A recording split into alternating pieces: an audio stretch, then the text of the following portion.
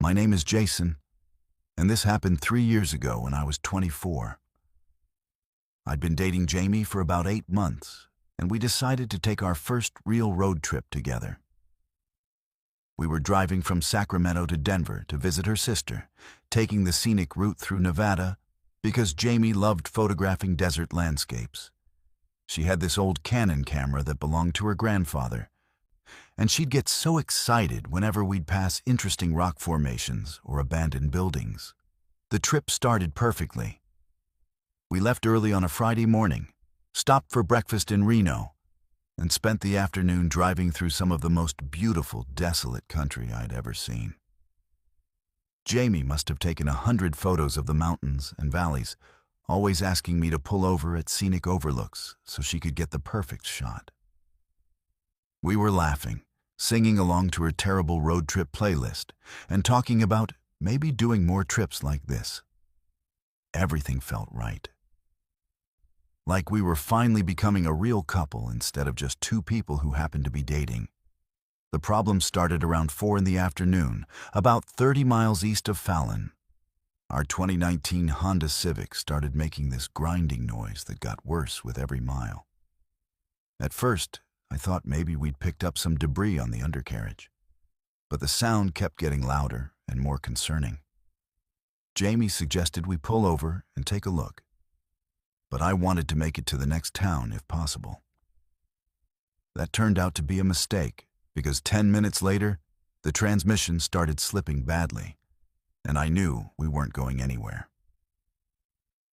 I pulled over at this desolate stretch where Highway 50 cut through nothing but sagebrush and rocky hills stretching to the horizon.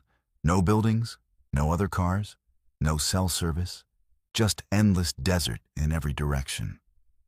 The silence was almost oppressive after hours of highway noise. Jamie tried calling Dora, but her phone showed no bars. Mine was the same. We popped the hood and stared at the engine like we had any idea what we were looking at, but honestly, neither of us knew the first thing about car repair. Jamie was getting anxious, checking her phone every few seconds and asking what we were going to do. The sun was starting to get lower, and I was beginning to worry about spending the night out there when headlights appeared in the distance. A pickup truck slowed down and pulled behind us. Hazard lights blinking, I felt this wave of relief wash over me. The man who got out looked like exactly the kind of helpful local you'd want to encounter in a situation like this. He was probably in his 50s, wearing work boots, a flannel shirt, and a baseball cap. He had this genuine smile and immediately asked if we needed help. He introduced himself as Dale and said he ran a garage back in Fallon. While he was talking, I noticed he had these calloused hands that looked like they'd done real mechanical work, and his truck had all the right tools and equipment scattered in the bed. Everything about him seemed legitimate. He looked under our hood for a few minutes, prodding at different components and making those knowing sounds that mechanics make. Finally, he straightened up and shook his head. "Your transmission's shot," he said. "This car isn't going anywhere without a tow truck and probably a week in the shop." Jamie's face fell, and I felt my stomach drop. Dale must have seen our expressions because he quickly added, "But don't worry. I can give you folks a ride back to town. You can call for a tow from there and figure out your next steps." I felt that relief again, and Jamie seemed to relax for the first time since we'd broken down. Dale seemed genuinely concerned about helping us, asking if we had somewhere to stay in town and whether we needed him to recommend a good hotel. We grabbed our overnight bags from the car, and I made sure to lock it, even though we were in the middle of nowhere. Dale's pickup truck was an older Ford, probably from the early 2000s, with a bench seat in front. Jamie sat between Dale and me, which felt safer somehow. Dale was incredibly friendly as we drove, asking about our trip and sharing stories about desert wildlife. He knew a lot about the area's history, pointing out old mining sites and explaining how the railroad used to run through certain valleys. He seemed like the kind of guy who'd lived in Nevada his whole life and genuinely enjoyed helping travelers who found themselves in trouble. But after about 15 minutes, I started to get confused about our direction. The sun was setting behind us, which meant we were driving east, deeper into the desert instead of back toward Fallon. When I mentioned this to Dale, he just smiled and said he knew a shortcut that would get us there faster. The road we were on was getting narrower and more isolated, winding between rocky outcroppings and through areas where the pavement was cracked and weathered.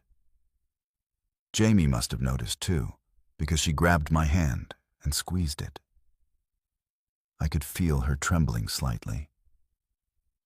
"This doesn't look like the way to town," Jamie said quietly. Dale glanced at her in the rearview mirror, and something in his expression changed. The friendly, helpful demeanor just melted away, replaced by something cold and calculating.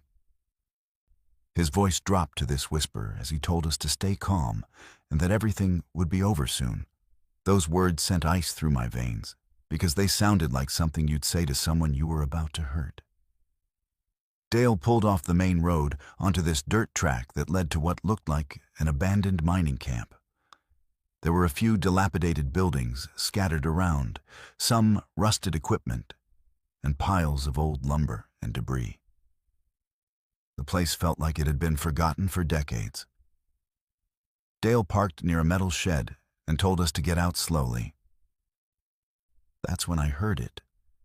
The sound of duct tape being pulled from a roll somewhere in the darkness behind the truck.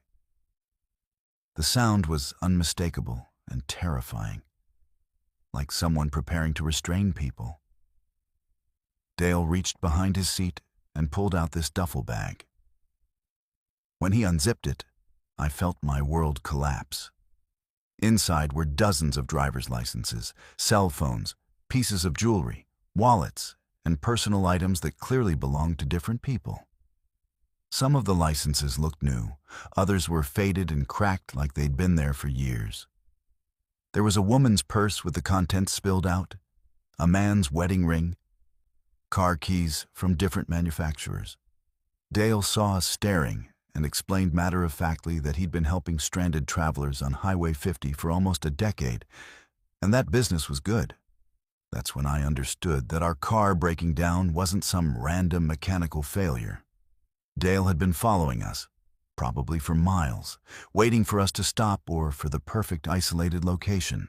Maybe he'd even done something to our car when we weren't looking, during one of our photo stops. The realization hit me that we weren't his first victims. We weren't even close. All those licenses and personal items represented real people who had trusted him just like we had. While Dale was distracted showing us his collection and explaining his operation, I grabbed a handful of sand from the ground and threw it directly in his face. He stumbled backward, cursing and clawing at his eyes. I shoved Jamie toward the truck and screamed at her to get inside. We managed to get both doors locked just as Dale recovered and started pounding on the windows, his face twisted with rage. The keys were still in the ignition. Either he was overconfident or he'd made his first mistake in years. I'd never driven a pickup truck before, especially not under these circumstances. But adrenaline took over completely. I started the engine and floored it back toward what I hoped was the main road. In the rearview mirror, I could see Dale running after us, screaming something we couldn't make out over the engine noise and our own panicked breathing. Jamie was crying and kept saying, "Oh my God," over and over again. I was shaking so badly I could barely steer straight. But somehow we made it back to Highway 50. We drove straight to the sheriff's office in Fallon, and I've never been so happy to see fluorescent lights and official buildings. The deputies took our statement and immediately sent units back to the mining camp. When they searched the area, they found evidence linking Dale to at least 15 different victims over the past 8 years. There were shallow graves, more personal belongings, and detailed records he'd kept of his activities.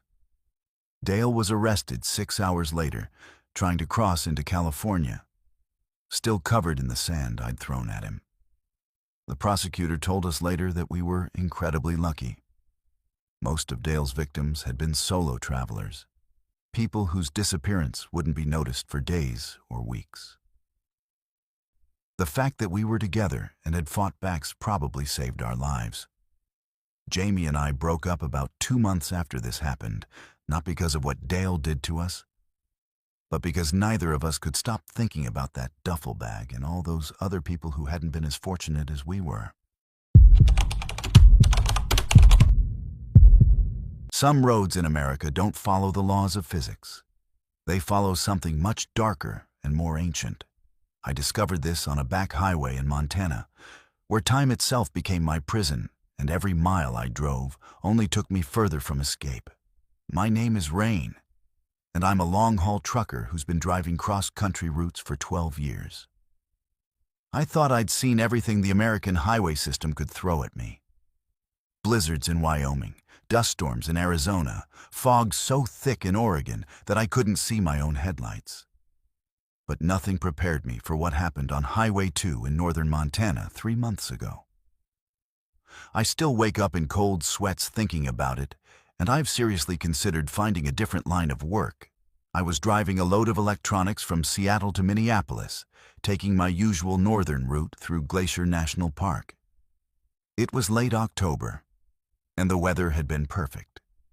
Clear skies, good visibility, light traffic. I'd made this run probably 50 times over the years, and I knew every truck stop, every steep grade, every scenic overlook between the Pacific and the Great Lakes. Highway 2 through Montana is one of my favorite stretches because it's relatively straight, the scenery is incredible, and there are enough services to keep you comfortable without being overcrowded like the interstates. I'd stopped for dinner in Kalispell around 6 in the evening, planning to drive through the night and reach Minot, North Dakota by morning. The truck stop had good coffee, decent food, and I'd gotten some sleep the night before, so I felt ready for the long haul ahead.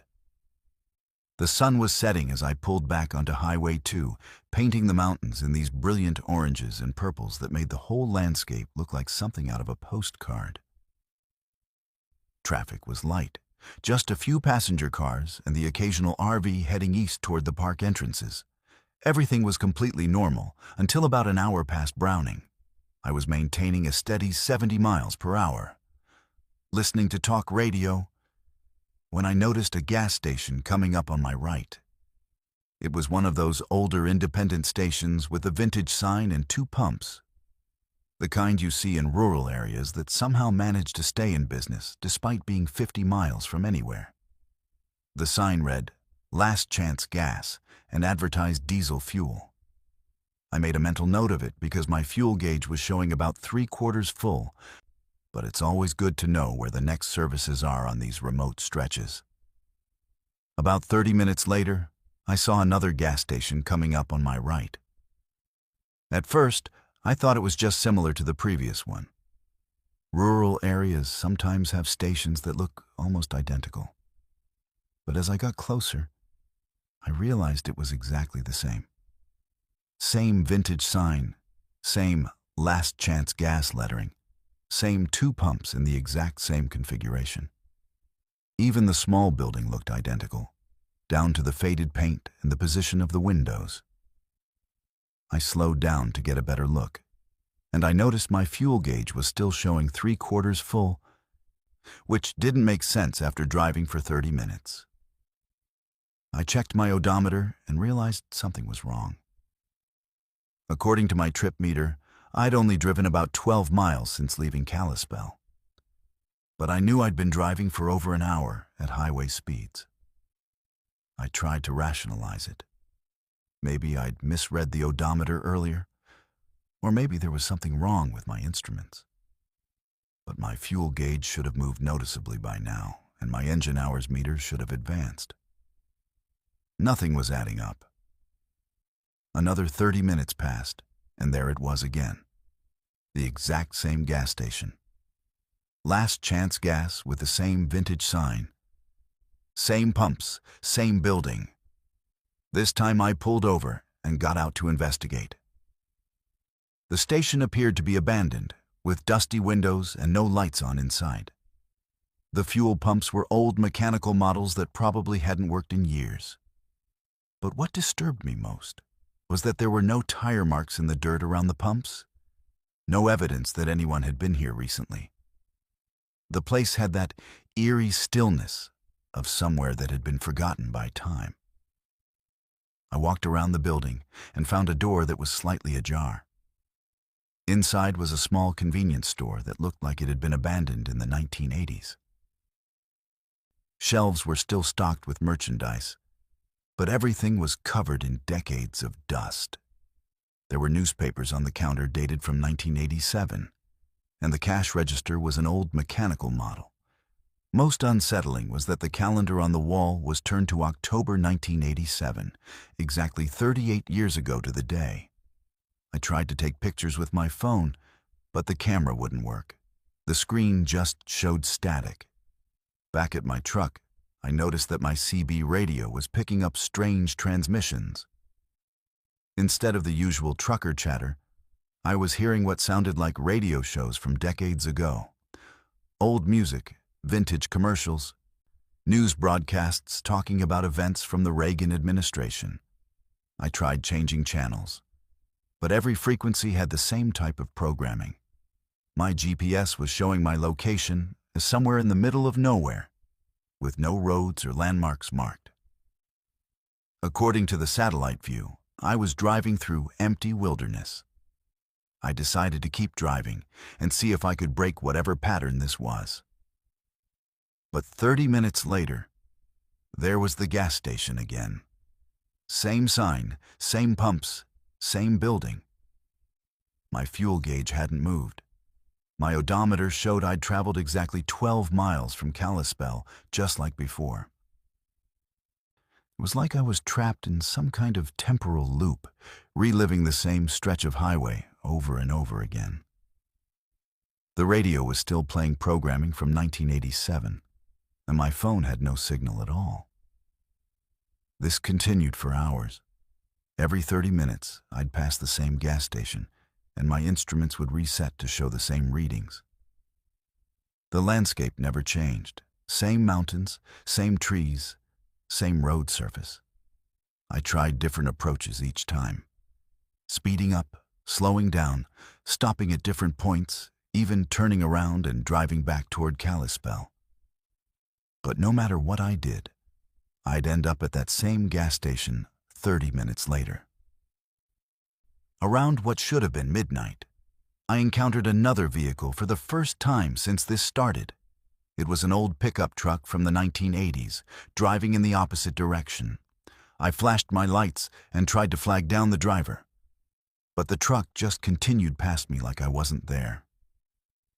About 15 minutes later, I saw it again, driving the same direction I was going, and it passed me like it was in a hurry to get somewhere.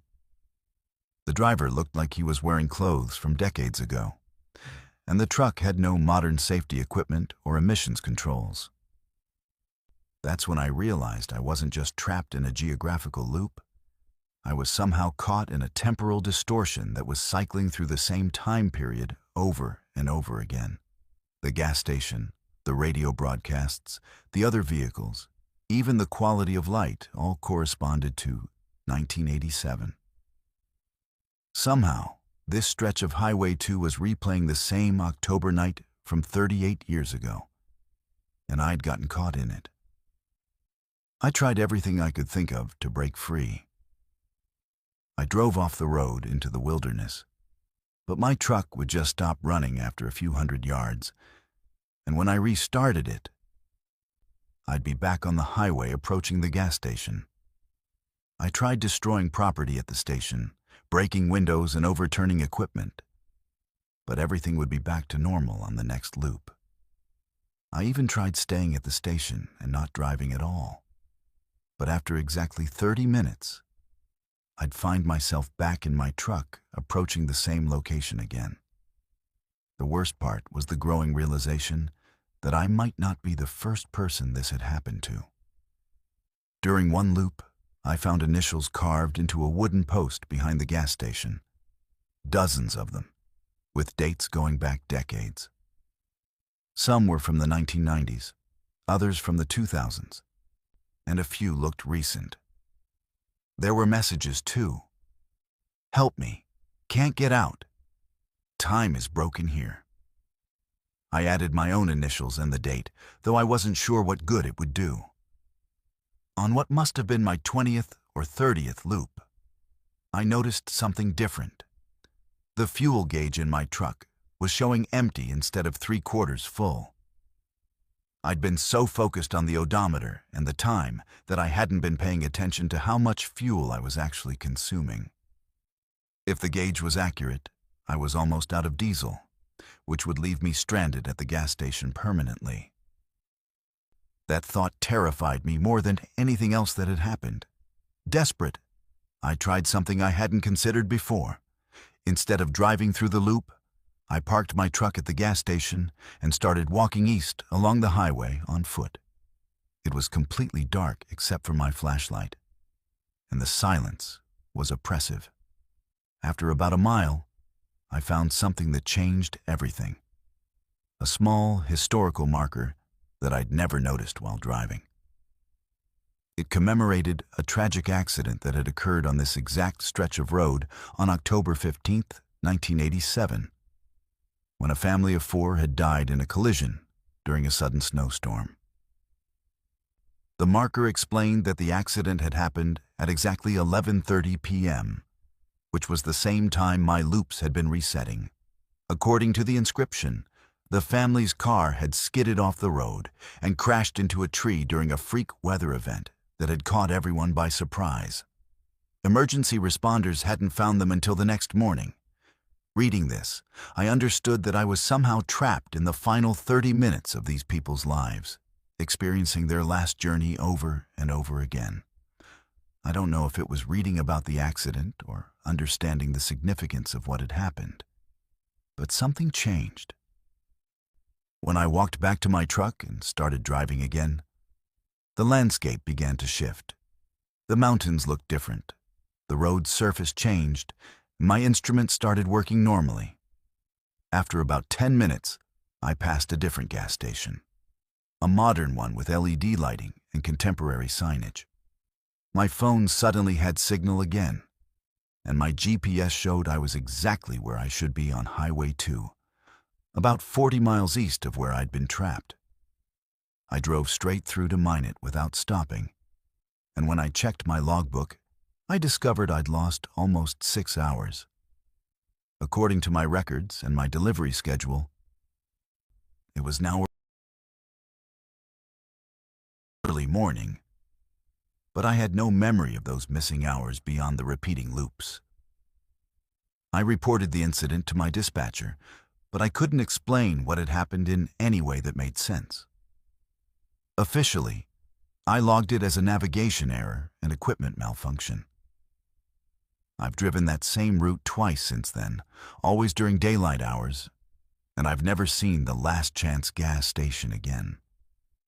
But I've done some research, and I've found online forums where other drivers describe similar experiences on remote highways across the country. There are stories of temporal loops, missing time, and encounters with vehicles and people from different decades. Most people dismiss these as hallucinations or exhaustion. But I know what I experienced was real. The worst part is that I left my initials carved into that wooden post, along with all the others. Sometimes I wonder if those people ever escaped their loops, or if part of them is still there, trapped forever in those final 30 minutes, driving the same stretch of Montana highway through eternity.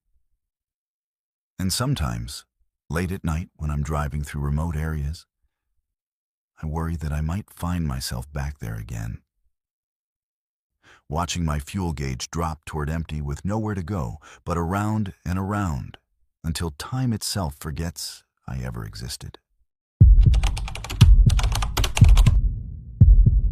The scariest part about having someone hide in your car isn't the moment you discover them. It's realizing they've been watching your family, learning your routines, and planning something for weeks without you knowing.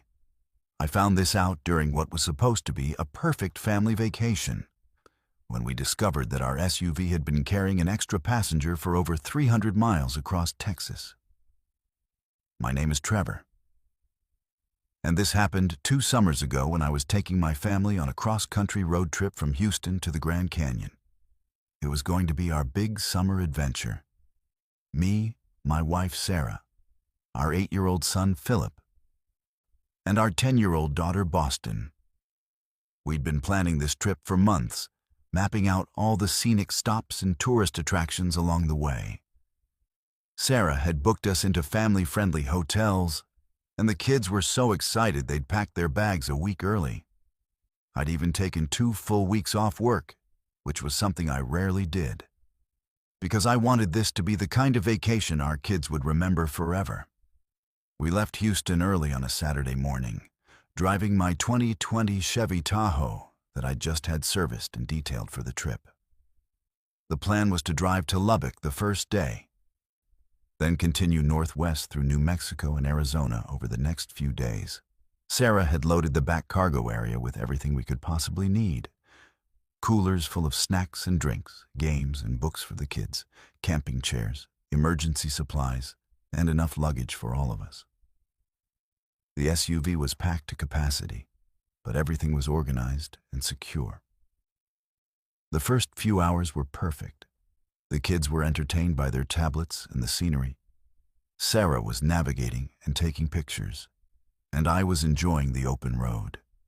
We stopped in Huntsville for lunch and to stretch our legs, then continued northwest toward College Station. The weather was beautiful, traffic was light, and everyone was in great spirits. We played road trip games, sang along to music, and talked about all the things we wanted to see at the Grand Canyon. It felt like we were finally getting the family time we'd been too busy for during the regular school year. About 2 hours past College Station, somewhere between Madisonville and Crockett, Philip mentioned hearing weird noises coming from behind us. At first, we thought he was just being imaginative. 8-year-olds hear all kinds of things on long car rides. But when Sarah turned around to check on him, she heard it too. It sounded like something shifting or moving in the cargo area, but very quietly, like someone was trying not to be noticed. I suggested it might be something that had come loose when we went over a bump, but Sarah wanted me to pull over and check. I found a rest area near Crockett and parked in a spot away from other vehicles. When I opened the rear hatch, everything looked exactly the way we'd packed it. All our luggage was still secured, the coolers hadn't moved, and nothing appeared to be damaged or out of place. I rearranged a few items and made sure everything was tied down properly. But I couldn't find anything that might have been making noise. Sarah suggested that maybe one of the coolers had something loose inside, so we checked those too, but everything seemed fine. The kids were getting restless, so we got back on the road. About an hour later, Boston said she thought she saw something move in the rearview mirror, but when Sarah looked back, there was nothing unusual visible. Then Philip started complaining about a smell, something musty and unpleasant that seemed to be coming from the back of the SUV. Sarah and I couldn't smell anything from the front seats, and we figured it might be related to all the camping gear and outdoor equipment we'd packed. But the kids kept mentioning it, especially when the air conditioning was recirculating air from inside the vehicle, instead of bringing in fresh air from outside. We stopped for dinner in Lufkin, and while we were inside the restaurant, I decided to do a more thorough inspection of the cargo area. I moved everything around, checking behind and underneath all our packed items. That's when I found something that made my blood run cold. A small pile of food wrappers and an empty water bottle that definitely hadn't been there when we packed. They were wedged behind one of our larger suitcases, in a spot that would be hidden from casual observation but accessible to someone who knew exactly where to reach, I called Sarah outside without alerting the kids and showed her what I'd found. We both realized immediately that someone had been in our vehicle, but we couldn't figure out when or how. The SUV had been locked in our garage until we left that morning, and we'd been with it constantly during the trip, except for the few minutes we'd spent inside restaurants or rest stops. Sarah suggested that maybe the wrappers had been left there by the people who detailed the car. But I knew that wasn't right. The detailing had been done 3 days earlier, and these wrappers looked fresh. We decided to continue to our hotel in Lufkin rather than investigate further in a public parking lot. But both of us were on edge for the rest of the evening. After we checked in and got the kids settled in their room, I went back out to the parking lot with a flashlight to do a complete search of the vehicle. I pulled out every single item we'd packed, examining everything methodically. That's when I found evidence that someone had been living in our cargo area, not just hiding, but actually making themselves comfortable for an extended period. Behind a large duffel bag, I found a small nest-like area where someone had arranged some of our beach towels into a makeshift bed. There were more food wrappers, several empty water bottles, and most disturbing of all, a small notebook with handwritten entries. The writing was cramped and difficult to read, but I could make out enough to understand that someone had been documenting our family's activities, our travel schedule, and detailed observations about our daily routines.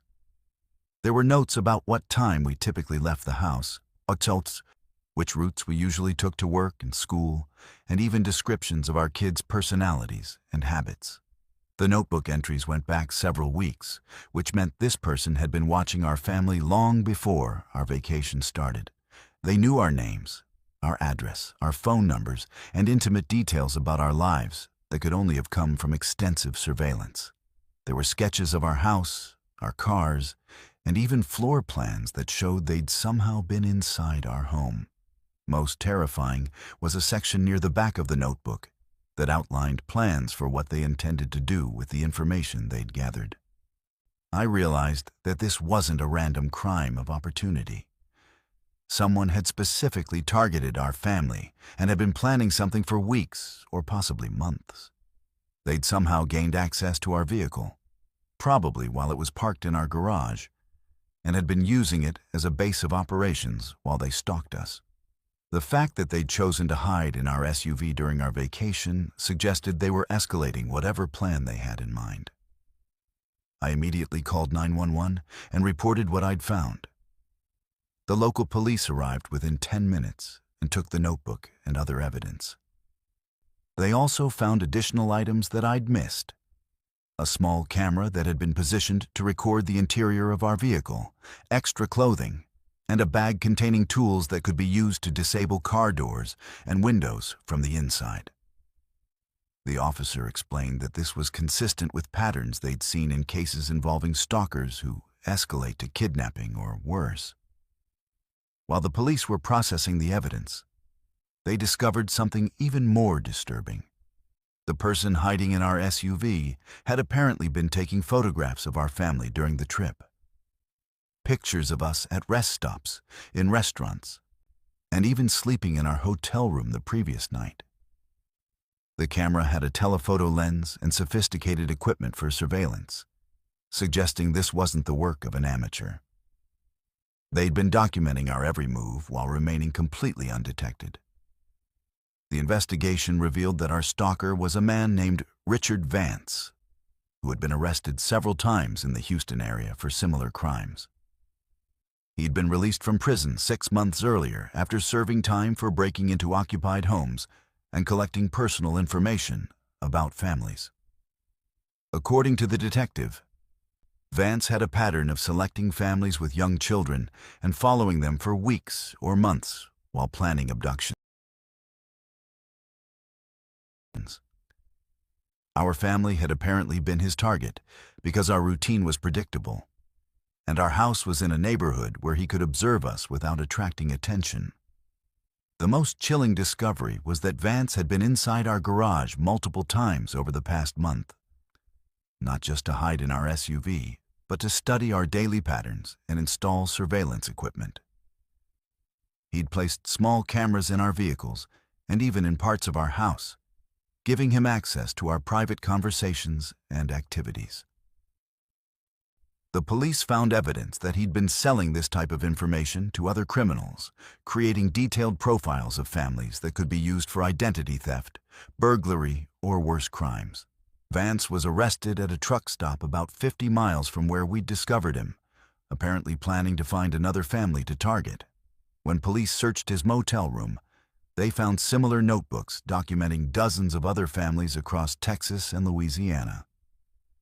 He'd been operating this surveillance and stalking network for years, and our family had just been his most recent project.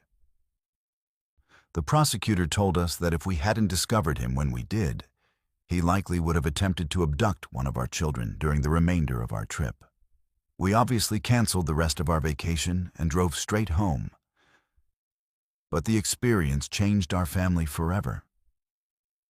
We had to move to a different house because we never felt safe, knowing that Vance had been inside our home so many times. The kids went through months of therapy to deal with the trauma of learning that a dangerous stranger had been watching them and planning to hurt them. Sarah still checks our vehicles obsessively before every trip. And I've installed security systems and cameras that would make it much harder for someone to surveil us again. The worst part is knowing how close we came to a tragedy that would have destroyed our family. If Philip hadn't mentioned hearing those noises, or if we dismissed the kids' concerns as typical road trip complaints, Vance would have continued implementing whatever plan he developed.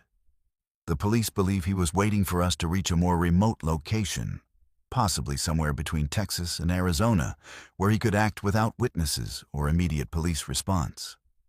Our vacation was supposed to create happy memories for our children, but instead, it became a reminder of how vulnerable families can be to predators who are patient enough to study their victims and plan their crimes carefully. Richard Vance was sentenced to 25 years in prison, but knowing he's locked up doesn't completely eliminate the fear that someone else might be watching our family right now, learning our new routines and planning their own approach. We've learned that the most dangerous criminals aren't the ones who act impulsively. They're the ones who have the patience to study you until they know exactly how to destroy your life. The human mind isn't designed to process hearing your own voice screaming for help through a car radio before the accident that kills you actually happens. I learned this on the Pacific Coast Highway in California, where my best friend Crew and I discovered that some radio frequencies can tune into conversations with the dead. My name is Camden, and I'm 26 years old. This happened last spring when my best friend Crew and I decided to take a road trip up the California coast for his bachelor party. It was going to be just the two of us, a low-key celebration before his wedding in June.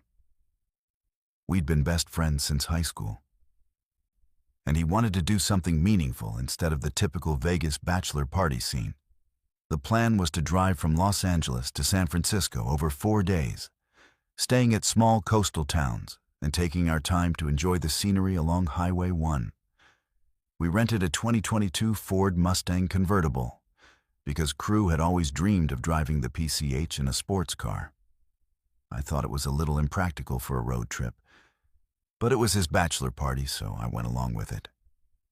We loaded up our luggage, picked up some snacks and drinks, and headed out of LA around noon on a Thursday in early April. The weather was perfect. Sunny, about 75 degrees, with just enough breeze to make driving with the top down comfortable. Crew was in an amazing mood, talking excitedly about the wedding and his future with his fiancée Emma. The first few hours were exactly what we'd hoped for. We drove through Malibu, stopped at a few beaches for photos, and made good time north toward Santa Barbara. The scenery was incredible. Dramatic cliffs, pristine beaches, and endless ocean views. We had the radio turned up, playing a mix of classic rock and songs from our high school years. Crew kept talking about how this was the perfect way to celebrate the end of his bachelor days.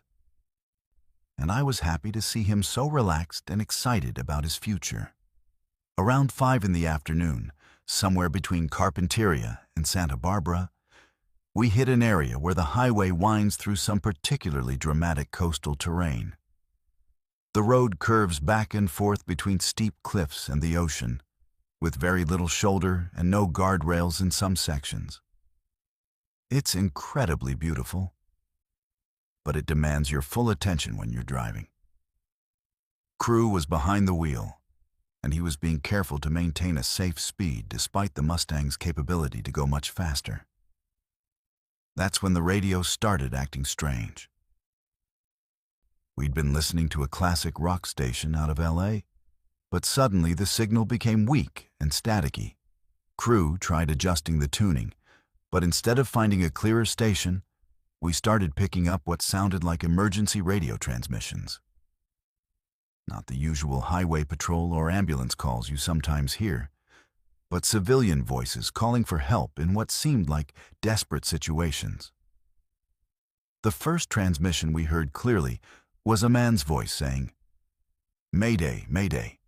This is the red Mustang convertible southbound on Highway 1 near Carpinteria.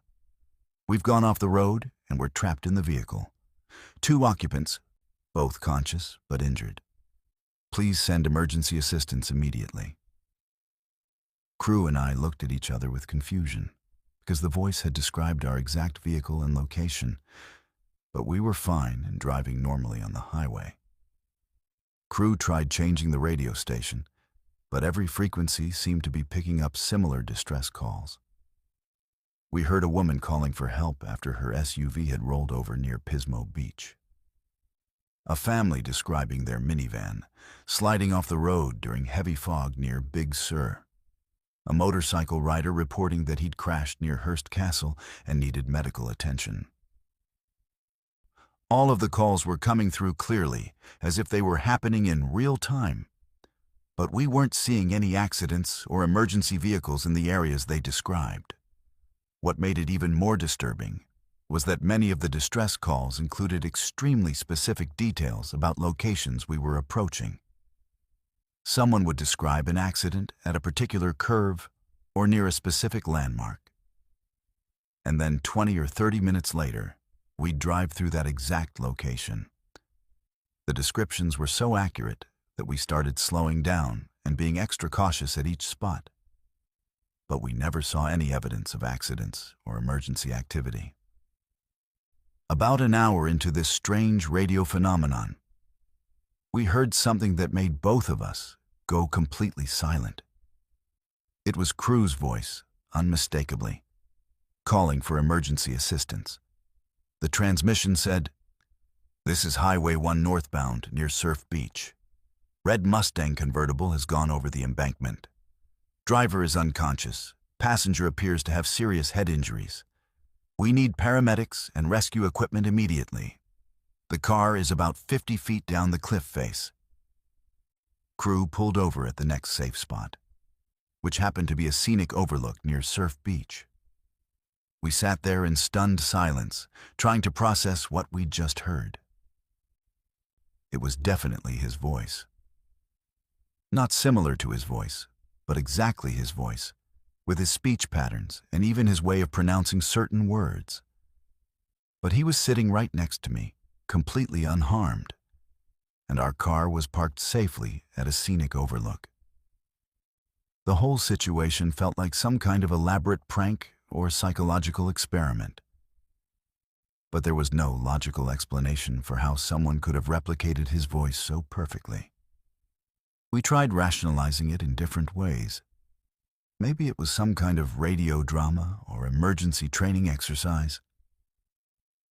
Maybe there was atmospheric interference causing us to pick up old recorded transmissions from previous accidents. Maybe someone was playing an elaborate joke using advanced voice synthesis technology. But none of these explanations made sense given how specific and immediate the transmissions seemed to be. Against our better judgment, we decided to continue driving north. The radio kept broadcasting distress calls from different locations along our planned route. We heard about accidents near Pismo Beach, San Luis Obispo, and Morro Bay, all places we intended to drive through over the next few hours. Each transmission was detailed and urgent, describing specific types of vehicles and precise locations where accidents had supposedly occurred. Around sunset, somewhere between Morro Bay and Cambria, we heard another transmission in my voice. I was calling for help after our Mustang had apparently hit a deer and crashed into a tree near a place called Moonstone Beach. The voice was describing injuries that crew had sustained and asking for emergency medical response. Hearing my own voice describe a scenario where my best friend was seriously hurt was one of the most unsettling experiences of my life. That's when we noticed something that changed everything. The radio wasn't just broadcasting random distress calls. It was predicting accidents that were about to happen at specific locations along our route. Every place described in the emergency transmissions corresponded to hazardous areas of Highway 1 where accidents frequently occur. Sharp curves, steep grades, areas with limited visibility, places where deer commonly cross the road. It was as if the radio was tuning into the final moments of people who had died in accidents at these locations, broadcasting their last desperate attempts to call for help. We started researching the locations on our phones when we stopped for dinner in Cambria. Using accident databases and news reports, we found that every spot mentioned in the radio transmissions had been the site of fatal accidents within the past few years. The red Mustang accident near Carpinteria had killed 2 college students in 2019. The SUV rollover near Pismo Beach had claimed a family of 4 in 2020. The motorcycle crash near Hearst Castle had killed a rider just 6 months earlier. The most disturbing discovery was that some of the accidents described in the radio transmissions hadn't happened yet, at least not according to any records we could find. The voice calls were describing future accidents, or potential accidents that could occur if we continued driving through those specific areas at night or in poor conditions. We decided to stay in Cambria for the night instead of continuing to drive in the dark. But even in our hotel room, we could hear the emergency transmissions coming through on any radio we turned on. The calls were becoming more frequent and more urgent, describing accidents that seemed to be happening in real time at locations just north of where we'd stopped. It was like listening to a continuous stream of people dying in car accidents along the exact route we were planning to take. The next morning, we checked local news and discovered that 3 separate fatal accidents had occurred on Highway 1 between Cambria and Big Sur during the night, all at locations and involving circumstances that matched the radio transmissions we'd heard. A sedan had gone off a cliff near San Simeon. A pickup truck had collided with a tree near Ragged Point. A family in an RV had crashed near Gorda. The details matched the distress calls we'd heard so precisely that we knew this wasn't coincidence. Crew wanted to turn around and drive back to LA, but I convinced him that we needed to continue north to understand what was happening. We left Cambria around noon, driving very slowly and being extremely cautious at every location that had been mentioned in the radio transmissions. The radio continued broadcasting emergency calls, but now they seemed to be describing accidents that were happening simultaneously with our journey. Near Big Sur, we encountered something that confirmed our worst fears. We came around a curve and found emergency vehicles responding to an accident that had just occurred. A red sports car that had gone off the road and down an embankment. As we drove slowly past the scene, we could hear the emergency responders on our radio calling for additional rescue equipment and describing the exact scenario we were witnessing. But we'd heard this same transmission an hour earlier, before the accident had actually happened. That's when we understood that the radio wasn't just picking up emergency calls from past accidents. It was somehow tuning into the moment of death itself, capturing the final desperate attempts of accident victims to call for help. And in some cases, It was broadcasting these calls before the accidents actually occurred, as if the voices of the dead were trying to warn other travelers about the dangers ahead. We made it to San Francisco, but both of us were profoundly changed by the experience. Crew postponed his wedding for several months because he was too traumatized to focus on celebration. I developed severe anxiety about driving on highways, especially in areas with poor cell service where emergency help might not be readily available. We've never talked publicly about what happened on that trip because we know how insane it sounds. But sometimes, late at night, I still tune through radio frequencies and listen for those distress calls. I've heard them on other highways in different states. Voices calling for help from accidents that happened years ago. Or in some cases, accidents that haven't happened yet. I've started keeping a log of these transmissions and cross-referencing them with accident reports, and the correlation is undeniable. The dead are trying to warn us about the dangers we can't see coming. The most haunting part is that I still sometimes hear my own voice and crew's voice calling for help from that Mustang near Surf Beach. According to the radio transmissions, we died in that accident. Our bodies were never found, and we're still calling for rescue from the bottom of a cliff where no one will ever hear us. Sometimes I wonder if we actually did die on that trip, and everything since then has been some kind of afterlife, where we're still trying to warn other travelers about the voices that call to them through their car radios. The most terrifying realization isn't that you're being followed. It's discovering that every rest stop across 3 states has the exact same people waiting for you, like they've been coordinating your route for weeks. I learned this during what should have been a simple cross-country move, when I realized that my travel plans had been leaked to a network of predators who were herding me towards something I was never supposed to survive. My name is Eliseo, and this happened 8 months ago when I was moving from Phoenix to Boston for a new job. I'm a software engineer, and I'd gotten an offer from a tech company that was too good to pass up. The plan was to drive cross-country over 5 days, taking my time to see parts of America I'd never experienced before. I'd sold most of my furniture and packed everything I cared about into my 2021 Honda Accord. It wasn't the most practical vehicle for a cross-country move, but I'm single with no kids, so I didn't need a lot of space. I'd spent weeks planning the route, using various travel apps and websites to identify interesting stops, good restaurants, and safe places to spend the night. My itinerary took me through New Mexico, Texas, Oklahoma, Arkansas, Tennessee, and Kentucky before reaching Massachusetts. I'd booked hotels in advance for each night and even made reservations at a few restaurants that had gotten great reviews online. Everything was organized and scheduled, which made me feel confident about traveling alone across unfamiliar territory. The first day went perfectly. I left Phoenix early Tuesday morning and drove to Albuquerque, stopping at several scenic overlooks and a Native American trading post near Flagstaff. The weather was beautiful, traffic was light, and I was enjoying the solitude and freedom of being on the open road. I checked into my hotel in Albuquerque around 6 in the evening, had dinner at a local restaurant, and felt like this was going to be exactly the kind of adventure I'd hoped for. The second day started normally, too.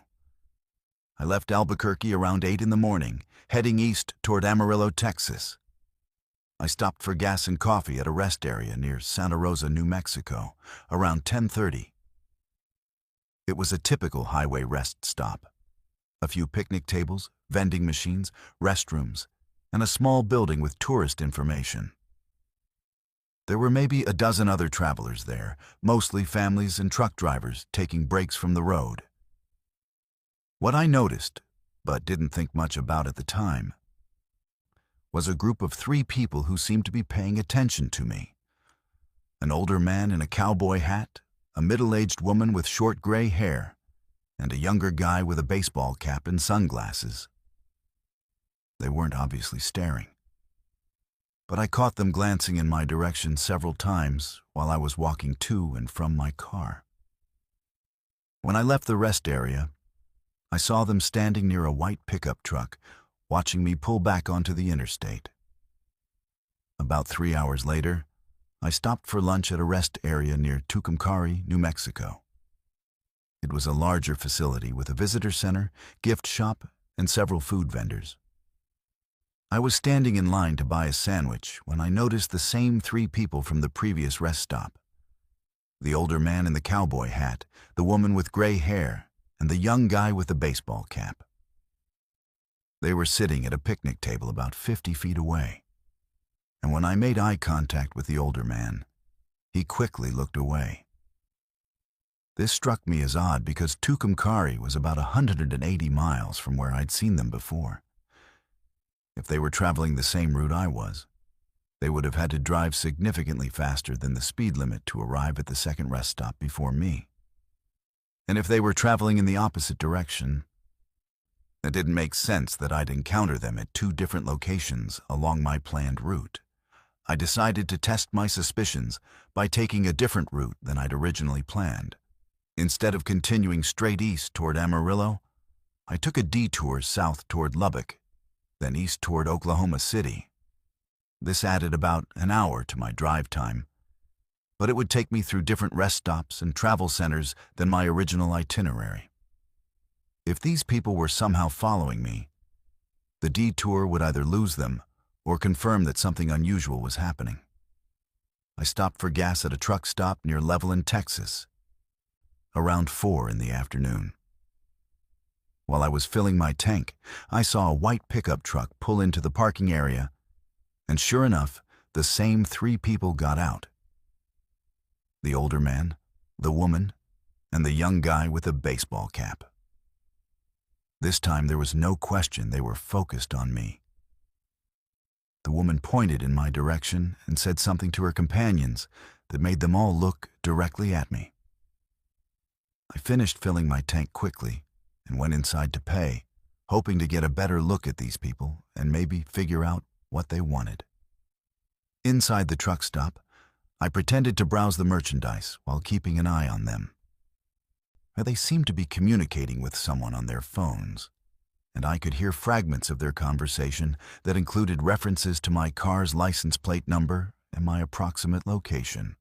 That's when I realized this wasn't a coincidence or a case of travelers happening to take the same route. These people were actively tracking my movements and coordinating with others to monitor my progress across the country. The fact that they knew my license plate number suggested they had access to information about my travel plans that should have been private. I decided to drive to Oklahoma City without stopping again, hoping to lose them or reach a location where I could contact law enforcement. But when I stopped for the night at a hotel near the airport, I saw the same white pickup truck in the parking lot. The 3 people were nowhere to be seen, but their vehicle was definitely there, parked in a spot where they could observe the hotel entrance. I didn't sleep well that night, and I left the hotel early the next morning without checking out properly. I wanted to put as much distance as possible between myself and whoever was following me. I drove straight through Oklahoma and into Arkansas, stopping only for gas and using restrooms at the most crowded, well-lit facilities I could find. But at every stop, I encountered the same pattern. Different people, but clearly part of the same network. At a rest area near Fort Smith, Arkansas, there was a family with 2 young children who kept watching me and taking pictures with their phones. At a truck stop near Little Rock, an elderly couple approached me and tried to start a conversation about my travel plans, asking detailed questions about where I was going and how long I planned to stay in each city. Most disturbing was a stop I made near Memphis, Tennessee. I was getting gas at a station near the interstate when a man in his 30s approached me and said he'd been asked to give me a message. He claimed that people I'd never met were concerned about my safety and wanted me to change my route to avoid dangerous areas ahead. When I asked who had sent him, he became evasive and walked away quickly. That's when I understood that this wasn't just surveillance. Someone was trying to manipulate my travel route for reasons I couldn't understand. The people following me weren't just observing my movements. They were trying to influence my decisions and guide me toward specific locations or away from others. I decided to completely abandon my planned route and drive straight to Boston using only major interstates, avoiding all rest stops except for emergency fuel. But even this strategy didn't work. At a truck stop near Nashville, I encountered a group of people who seemed to know exactly where I was going and when I planned to arrive. They had detailed information about my new job, my apartment lease, and even my schedule for my first week in Boston. The most frightening encounter happened at a rest area near Lexington, Kentucky. I'd stopped to use the restroom and grab a coffee, planning to drive straight through to Boston without sleeping. As I was walking back to my car, a woman approached me and handed me a manila envelope. Inside was a detailed dossier about my life. Photos of my apartment in Phoenix, copies of my employment records, my credit report, and even surveillance photos of me at various locations during my trip. There was also a note explaining that I had been selected for something called a relocation assessment, and that my cooperation was required for the process to continue smoothly. The note included instructions to proceed to a specific address in rural Kentucky instead of continuing to Boston. It claimed that representatives would meet me there to discuss opportunities that would be more beneficial than my planned employment in Massachusetts. I threw the envelope in a trash can and got in my car immediately. But as I was leaving the rest area, I noticed several vehicles following me back onto the interstate. They maintained a loose formation around my car, never getting too close, but clearly coordinating their movements to keep me under surveillance. When I tried to exit at different ramps to lose them, they would anticipate my moves and position themselves to block my escape routes. For the next 6 hours, I was essentially being herded north and east by a convoy of vehicles that seemed to be in constant communication with each other. Every time I tried to deviate from the route they wanted me to take, they would close in and force me back onto their preferred path. It was like being a sheep guided by border collies, except the stakes were obviously much higher than livestock management. I finally managed to escape this convoy by driving into downtown Louisville during rush hour traffic and abandoning my car in a crowded parking garage. I took a taxi to the airport and bought a last-minute flight to Boston, leaving all my belongings behind. Within 24 hours, I was in my new apartment, but I was too terrified to retrieve my car or most of my possessions. The investigation that followed revealed that I had been targeted by a sophisticated human trafficking network that specialized in intercepting people during major life transitions, like cross-country moves. They would identify targets through job placement websites, apartment rental applications, and other online sources that revealed when someone would be traveling alone with limited social connections at their destination. The network included dozens of people stationed at rest stops, truck stops, and hotels along major interstate corridors. They would track targeted individuals across multiple states, gathering intelligence and looking for opportunities to isolate them in remote locations. The ultimate goal was usually to kidnap people who wouldn't be missed immediately and force them into various forms of labor or exploitation.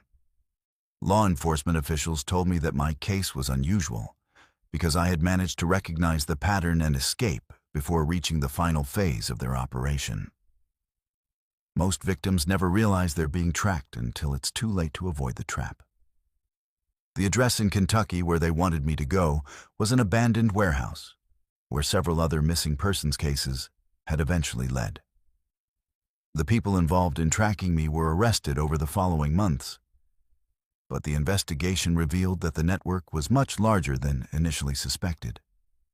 They had been operating for years across multiple states, targeting hundreds of people who were traveling alone during major life changes. Many of the missing persons cases that law enforcement had attributed to random highway crimes were actually the result of this organized trafficking operation. I never retrieved my car or the belongings I'd left in it. The vehicle was eventually found stripped and abandoned in a rural area of Kentucky, and most of my possessions had been destroyed or sold. But I consider myself incredibly fortunate to have escaped with my life. The FBI agent handling my case said that based on the evidence they recovered, very few people who reached that final address in Kentucky were ever seen again. I still can't travel on highways without feeling paranoid about being followed. Every rest stop feels like a potential trap, and every friendly stranger seems like they might be part of another network. The most disturbing realization is how vulnerable we all are during those transition periods in our lives when we're traveling alone through unfamiliar territory with no one expecting to hear from us for days at a time. Sometimes the people who need help the most are the ones who've been dead for decades, still trying to find their way home from accidents that claimed their lives before you were even born. I discovered this truth on a stormy night in the Appalachian Mountains, when I picked up a hitchhiker who knew things about my childhood that I'd never told another living soul. My name is Colson, and I'm a traveling sales representative for a medical equipment company based in Atlanta.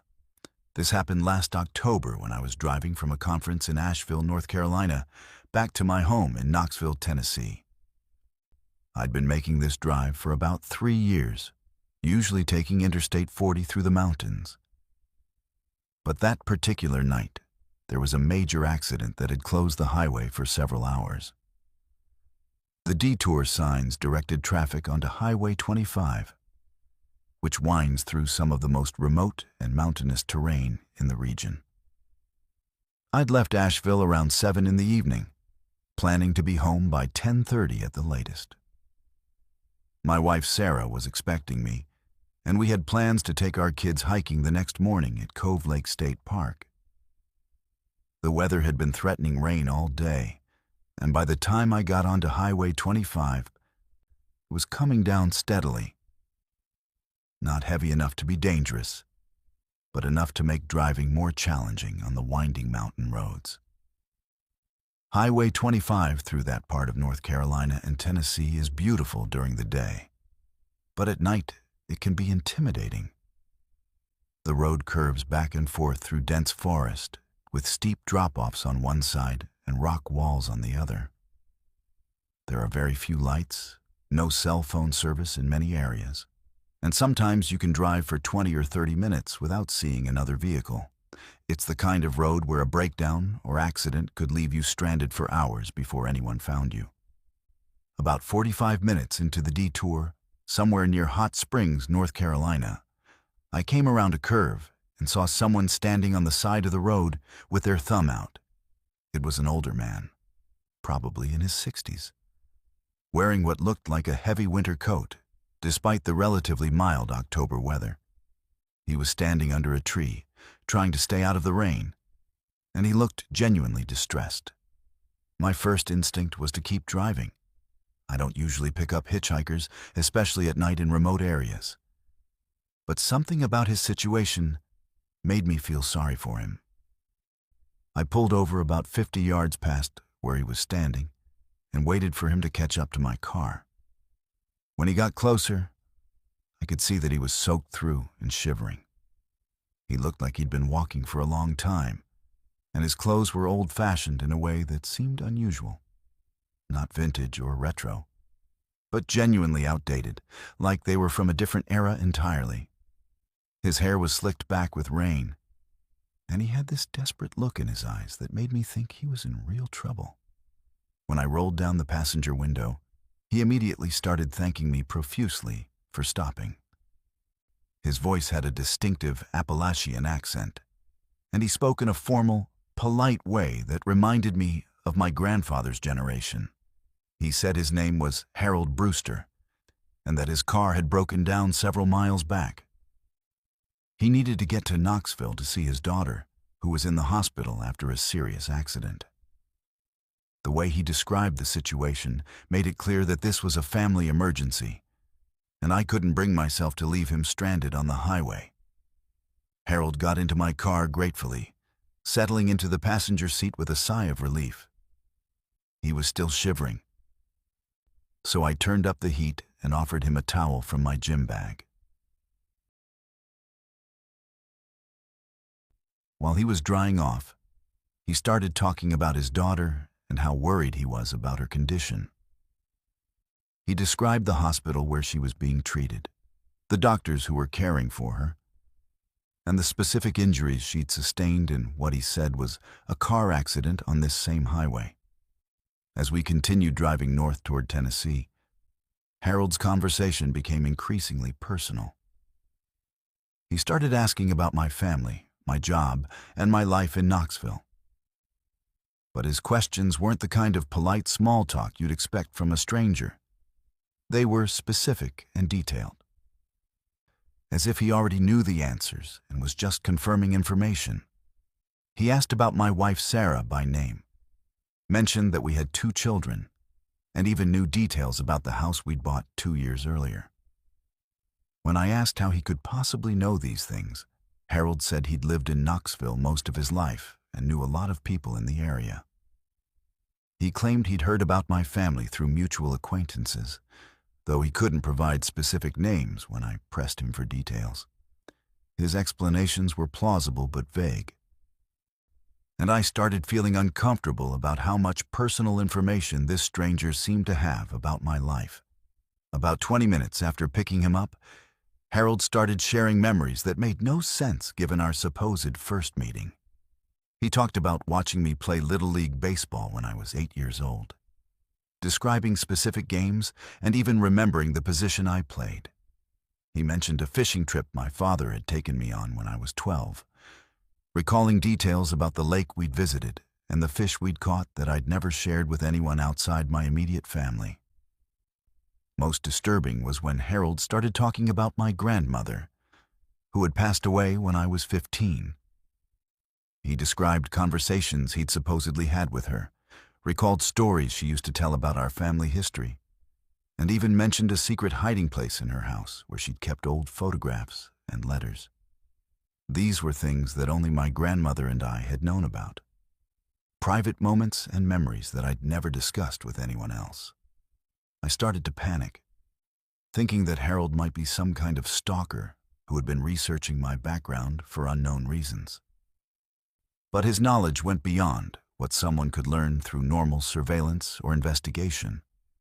He knew about conversations I'd had with my grandmother when I was alone in her house, details about my thoughts and feelings during private moments that no outsider could have observed or recorded. When I confronted Harold about how he could know such personal information, his demeanor changed completely. The desperate, grateful hitchhiker disappeared, replaced by someone who seemed sad and resigned. He looked at me with these tired, ancient eyes and said he'd been trying to get home to Knoxville for 43 years. Ever since the night he'd died in a car accident on this same stretch of highway, Harold explained that he'd been driving to see his daughter in the hospital, the same emergency he described to me when he'd lost control of his car during a winter storm in 1980. His vehicle had gone off the road near Hot Springs and crashed into a ravine where it wasn't found for several weeks. By the time rescue workers located the wreckage, Harold had been dead for over a month, and his daughter had died in the hospital while he was lying undiscovered at the bottom of the mountain. He said he'd been walking this highway ever since, trying to complete the journey he'd never finished. Every few months or years, someone would pick him up, and he'd ride with them as far as they were willing to take him toward Knoxville. But he could never quite make it home, and he always ended up back at the same spot near Hot Springs, walking through the rain and trying to flag down another ride. Harold's knowledge of my personal life, he explained, came from the fact that he'd been watching over families in the Knoxville area for decades, particularly those with children who reminded him of the daughter he'd never been able to save. He'd been present during important moments in my childhood and adolescence, invisible but caring, trying to provide the kind of protection and guidance he'd never been able to give his own child. As he told me this story, I noticed that the temperature in my car was dropping despite the heater running at full blast. Harold's clothes were no longer dripping wet, but they weren't drying either. They seemed to exist in a state of permanent dampness, like they were frozen in the moment of that long-ago rainstorm. When I looked directly at him, his features were clear and solid, but when I glanced at him peripherally, he seemed translucent and unstable. I realized that I was either experiencing a complete psychological breakdown, or I was actually giving a ride to someone who had died before I was born. Neither possibility was comforting, but Harold's presence felt genuinely benevolent rather than threatening. He wasn't trying to harm me or manipulate me. He just wanted to complete a journey that death had interrupted 4 decades earlier. When we reached the Tennessee border, Harold asked me to pull over at a scenic overlook that provided a view of the lights of Knoxville in the distance. He said he could see his destination from there, and that was enough to satisfy the compulsion that had been driving him for so many years. He thanked me for the ride and got out of the car, but when I turned around to watch him walk away, there was no one there. I drove the rest of the way home in silence, trying to process what had happened. When I got to my house, I immediately went to my computer and started researching Harold Brewster. It didn't take long to find newspaper articles from December 1980 describing the disappearance and eventual discovery of a man matching his description. The articles confirmed every detail he'd told me about his accident, his daughter's hospitalization, and the circumstances of his death. The most unsettling discovery was a photograph accompanying one of the newspaper articles. It showed Harold Brewster at his funeral, and he looked exactly the same as the man who had ridden in my car that night. Same face, same hair, even the same clothes he'd been wearing when his body was found. The only difference was that in the newspaper photo, he looked peaceful and at rest, while the Harold I'd met had seemed driven by an urgency that death hadn't been able to resolve. I've driven Highway 25 several times since that night, but I've never seen Harold again. I like to think that our conversation and that view of Knoxville from the scenic overlook gave him whatever closure he needed to finally move on to whatever comes after this life. But sometimes, during storms, or on particularly dark nights, I still look for hitchhikers on that stretch of road, wondering if there are other spirits like Harold still trying to complete journeys that were interrupted by tragedy. The experience changed my perspective on death and the connections between people in ways I'm still trying to understand. I've become more aware of the presence of others around me, both living and dead, and more conscious of the unfinished business that might keep someone tied to this world long after their physical life has ended. Harold taught me that love and responsibility don't necessarily end with death, and that sometimes the most important journeys are the ones we take to help others find their way home. The worst feeling in the world isn't being followed by someone who wants to hurt you. It's realizing they've been herding you like cattle for hundreds of miles, coordinating every move to guide you exactly where they want you to go. I learned this during what started as a routine night drive through the Midwest, when I discovered that multiple vehicles were working together to trap me on a highway that led to something I was never meant to survive. My name is Keanu, and I work as a freelance photographer specializing in automotive events across the country. This happened 6 months ago when I was driving from a car show in Chicago back to my home in Denver. I'd been at the show for 3 days, photographing custom builds and racing events, and I was exhausted but eager to get home. My plan was to drive straight through the night, covering the 920 miles in about 14 hours with minimal stops. I left Chicago around 9 p.m. on a Sunday, figuring I'd hit lighter traffic by traveling at night and avoiding the Monday morning rush hour in the cities I'd pass through. My equipment was secured in the back of my 2020 Toyota 4Runner, and I had enough coffee and energy drinks to keep me alert for the long drive ahead. The weather was perfect. Clear skies, no wind, and temperatures in the mid-60s.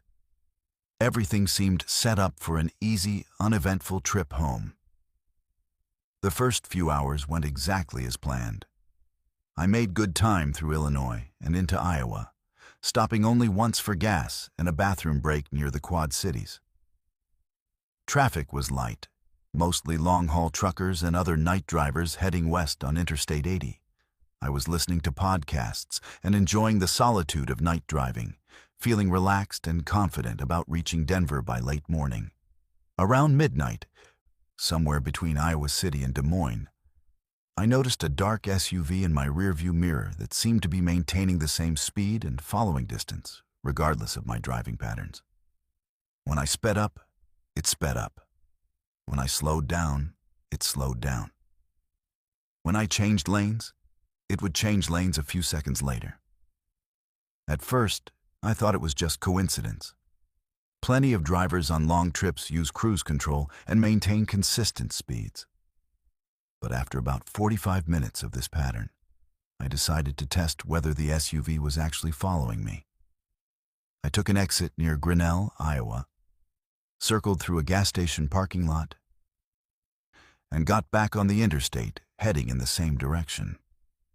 The SUV followed me through the entire detour, maintaining its position about a quarter mile behind my vehicle.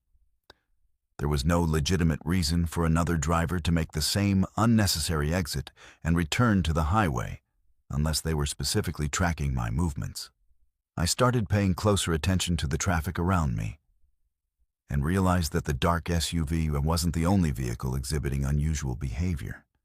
There was a pickup truck about half a mile ahead of me that seemed to be maintaining a specific speed designed to keep me from passing. Every time I tried to overtake it, the truck would accelerate just enough to stay ahead, then slow back down when I fell behind. Behind the SUV following me, there was a sedan that appeared to be maintaining a consistent position as well. Over the next hour, as I continued west toward Des Moines, I became increasingly convinced that I was being followed by a coordinated group of vehicles. They weren't being obvious about it. They maintained reasonable distances and avoided drawing attention to themselves. But their movements were too synchronized to be random. When I changed lanes, they would adjust their positions accordingly. When I varied my speed, they would compensate to maintain the same relative spacing. Around 2 a.m. near Newton, Iowa, I decided to take a more dramatic evasive action to confirm my suspicions. I suddenly took an exit and drove into a 24-hour truck stop, parking in a well-lit area near the main building. Within 2 minutes, all three vehicles, the SUV, the pickup truck, and the sedan, had taken the same exit and were parked in different areas of the truck stop parking lot, positioned so they could observe my vehicle from multiple angles. I went inside the truck stop and bought coffee, using the opportunity to get a better look at the people in these vehicles. The SUV contained 2 men in their 30s, both wearing dark clothing and baseball caps. The pickup truck had an older man driving alone, and the sedan had a woman and a younger man. None of them got out of their vehicles while I was inside, but I could see them watching the building entrance and clearly communicating with each other via cell phones.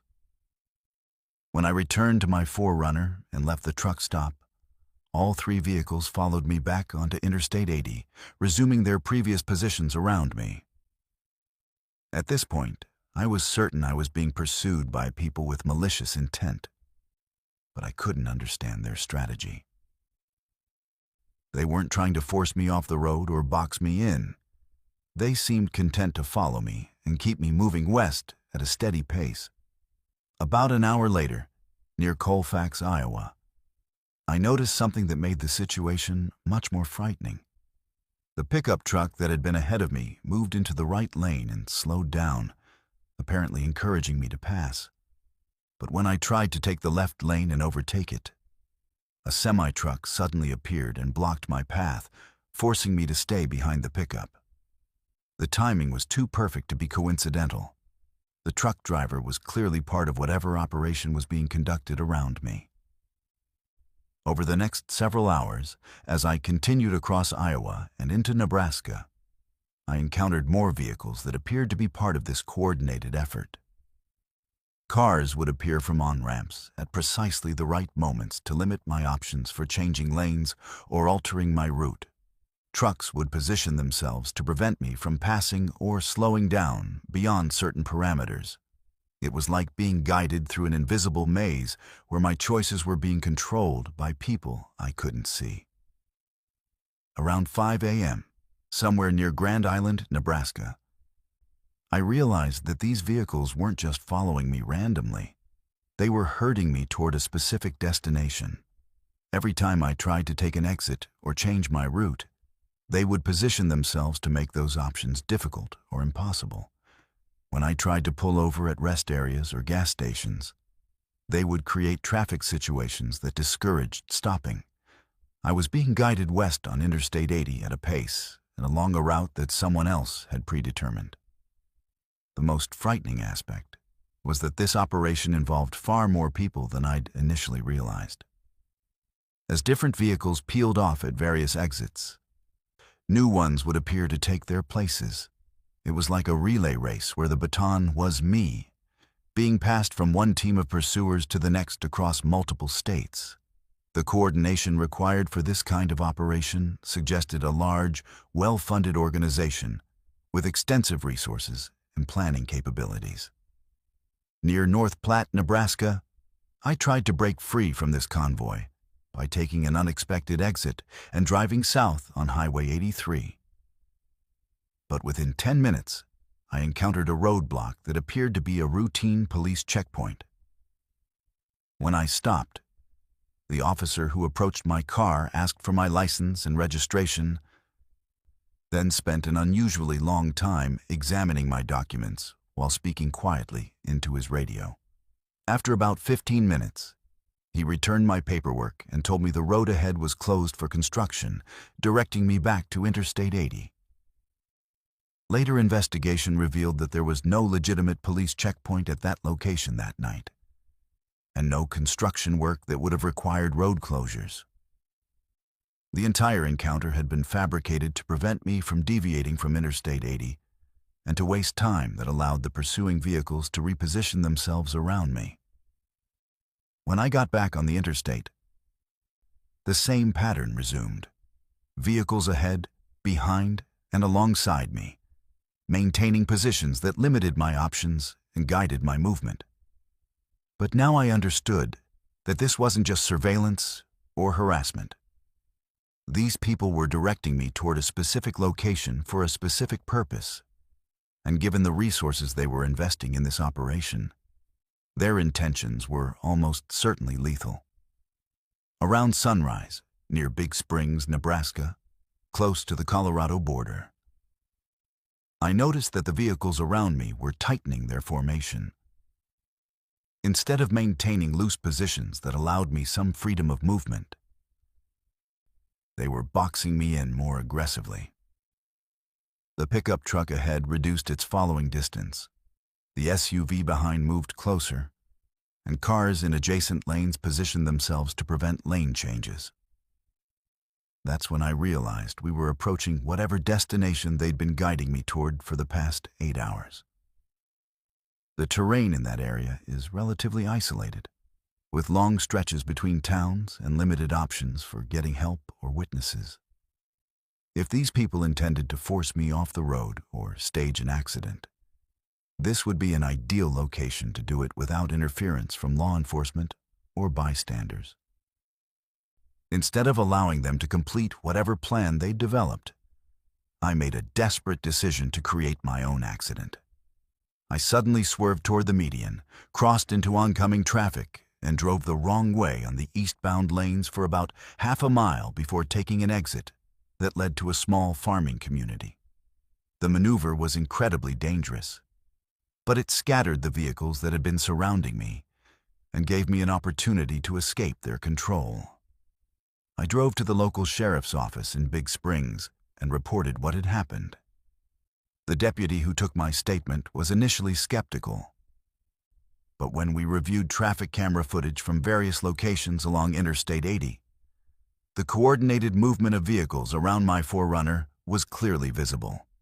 The footage showed the same vehicles following me across multiple counties, maintaining consistent formations and working together to control my route and speed. The investigation that followed revealed that I had been targeted by a criminal organization that specialized in highway robberies and kidnappings.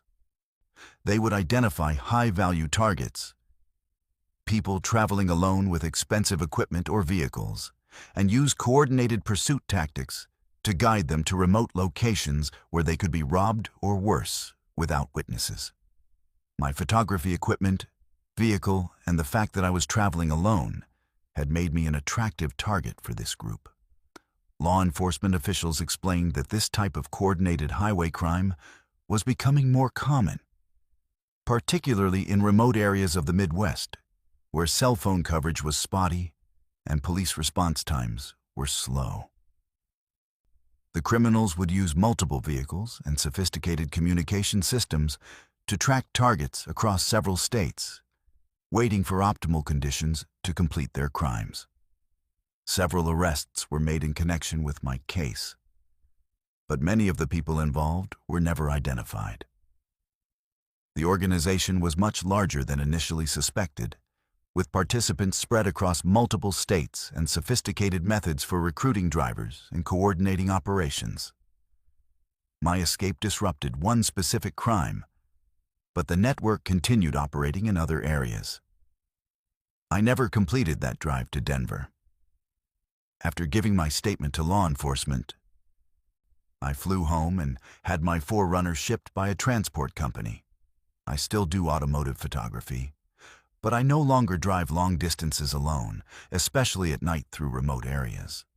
The experience taught me that our highways are hunting grounds for predators who are much more organized and sophisticated than most people realize. The most disturbing aspect of the whole experience was realizing how vulnerable we all are during those long, solitary drives across America. We assume that other drivers are just random people going about their own business. But some of them are actively looking for victims and using our highways like trap lines to catch prey. The coordination and resources required for the operation I encountered suggests that highway crime has evolved far beyond random carjackings or robberies. It's become a systematic form of predation that most travelers never see coming until it's too late to escape. The most unsettling thing about finding an entire town abandoned isn't the empty streets or silent buildings. It's discovering fresh coffee still warm in cups and meals half-eaten on tables, as if hundreds of people simply vanished mid-conversation.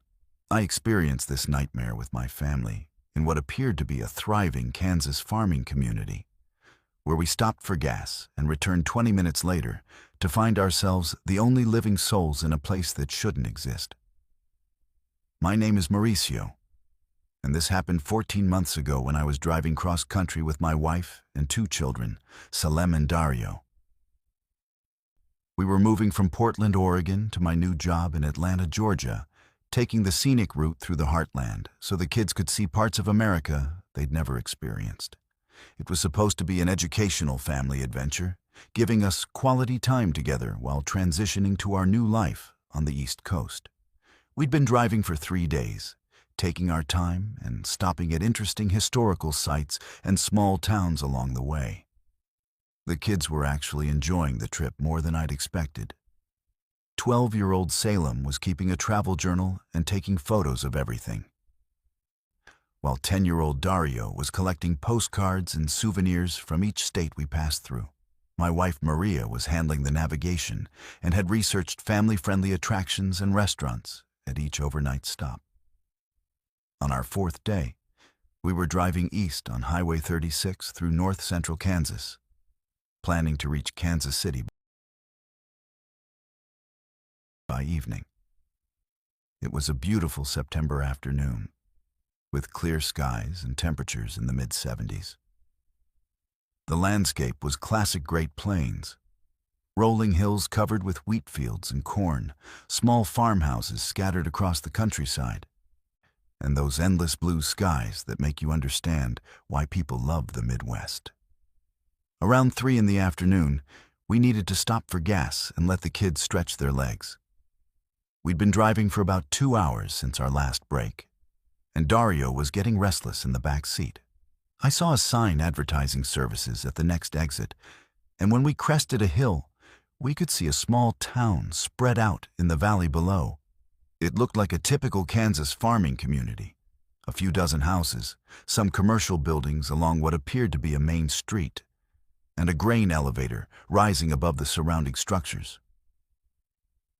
The town was called Millbrook, according to the welcome sign, with a population of 847. As we drove down the main street looking for a gas station, I was impressed by how well-maintained and prosperous everything looked. The houses were freshly painted, the lawns were neatly trimmed, and there were flowers blooming in gardens throughout the residential area. The commercial district had several thriving businesses: a hardware store, a cafe, a small grocery market, and an old-fashioned 5-and-dime shop that looked like it had been operating since the 1950s. We found a gas station at the far end of town, and I pulled up to one of the pumps while Maria and the kids went inside to use the restrooms and buy snacks. The station was busy. There were several other cars getting gas, people coming and going from the convenience store, and a steady stream of local residents stopping by for fuel and supplies. Everyone seemed friendly and relaxed, nodding hello and making small talk about the weather and local events. While I was filling the tank, an older man at the next pump struck up a conversation about our Oregon license plates and our cross-country journey. He was a retired farmer who'd lived in Millbrook his entire life, and he was genuinely interested in hearing about our move and our impressions of Kansas. He recommended a restaurant in town if we wanted to get lunch, and he gave me directions to a historical marker a few miles east that commemorated a stop on the old Santa Fe Trail. Maria and the kids came back with arms full of snacks and drinks, along with postcards and a small Kansas flag for Dario's collection. Salem had struck up a conversation with some local teenagers who were hanging out at the store, and she was excited to tell me about a county fair that was happening the following weekend.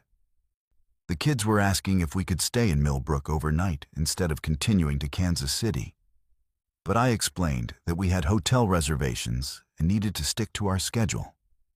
After paying for the gas, we decided to drive through the residential part of town so the kids could see more of small-town America. The neighborhoods were charming. Tree-lined streets with sidewalks, children playing in front yards, elderly people sitting on porches, and the kind of peaceful, safe atmosphere that you associate with classic American communities. We passed a small park where a Little League game was in progress, complete with parents cheering from the bleachers and kids selling concessions from a folding table. We also drove past what appeared to be the town's main gathering place, a community center where some kind of social event was taking place. There were cars parked around the building, people walking in and out carrying covered dishes, and decorations hanging from the windows. It looked like a church social or community dinner, the kind of event that brings entire small towns together on weekend afternoons. Before leaving Millbrook, we stopped at the cafe the farmer had recommended, planning to get coffee and pie for the adults and ice cream for the kids. The place was busy with what appeared to be the usual afternoon crowd, farmers taking a break from field work, elderly residents socializing over coffee, and families treating their children to after-school snacks.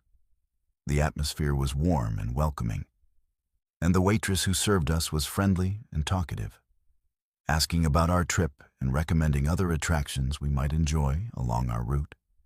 We spent about 20 minutes in the cafe, long enough for the kids to finish their ice cream, and for Maria and me to drink our coffee and share a piece of apple pie that the waitress insisted we try.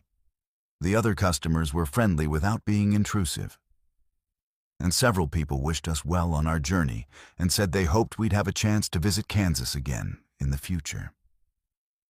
When we left the cafe and walked back to our car, something felt different about the town.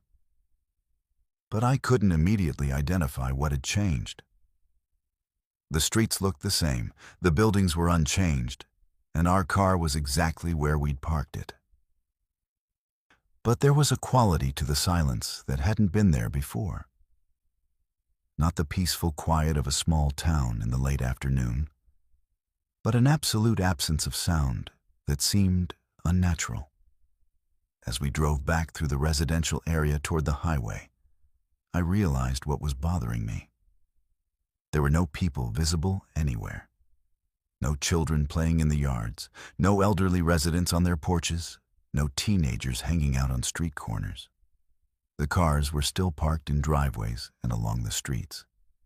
But it was as if every human being had simply disappeared while we were inside the cafe. When we reached the community center where the social event had been taking place, the parking lot was still full of cars, but there was no activity around the building. The decorations were still hanging in the windows, and the front doors were standing open, but no one was going in or out.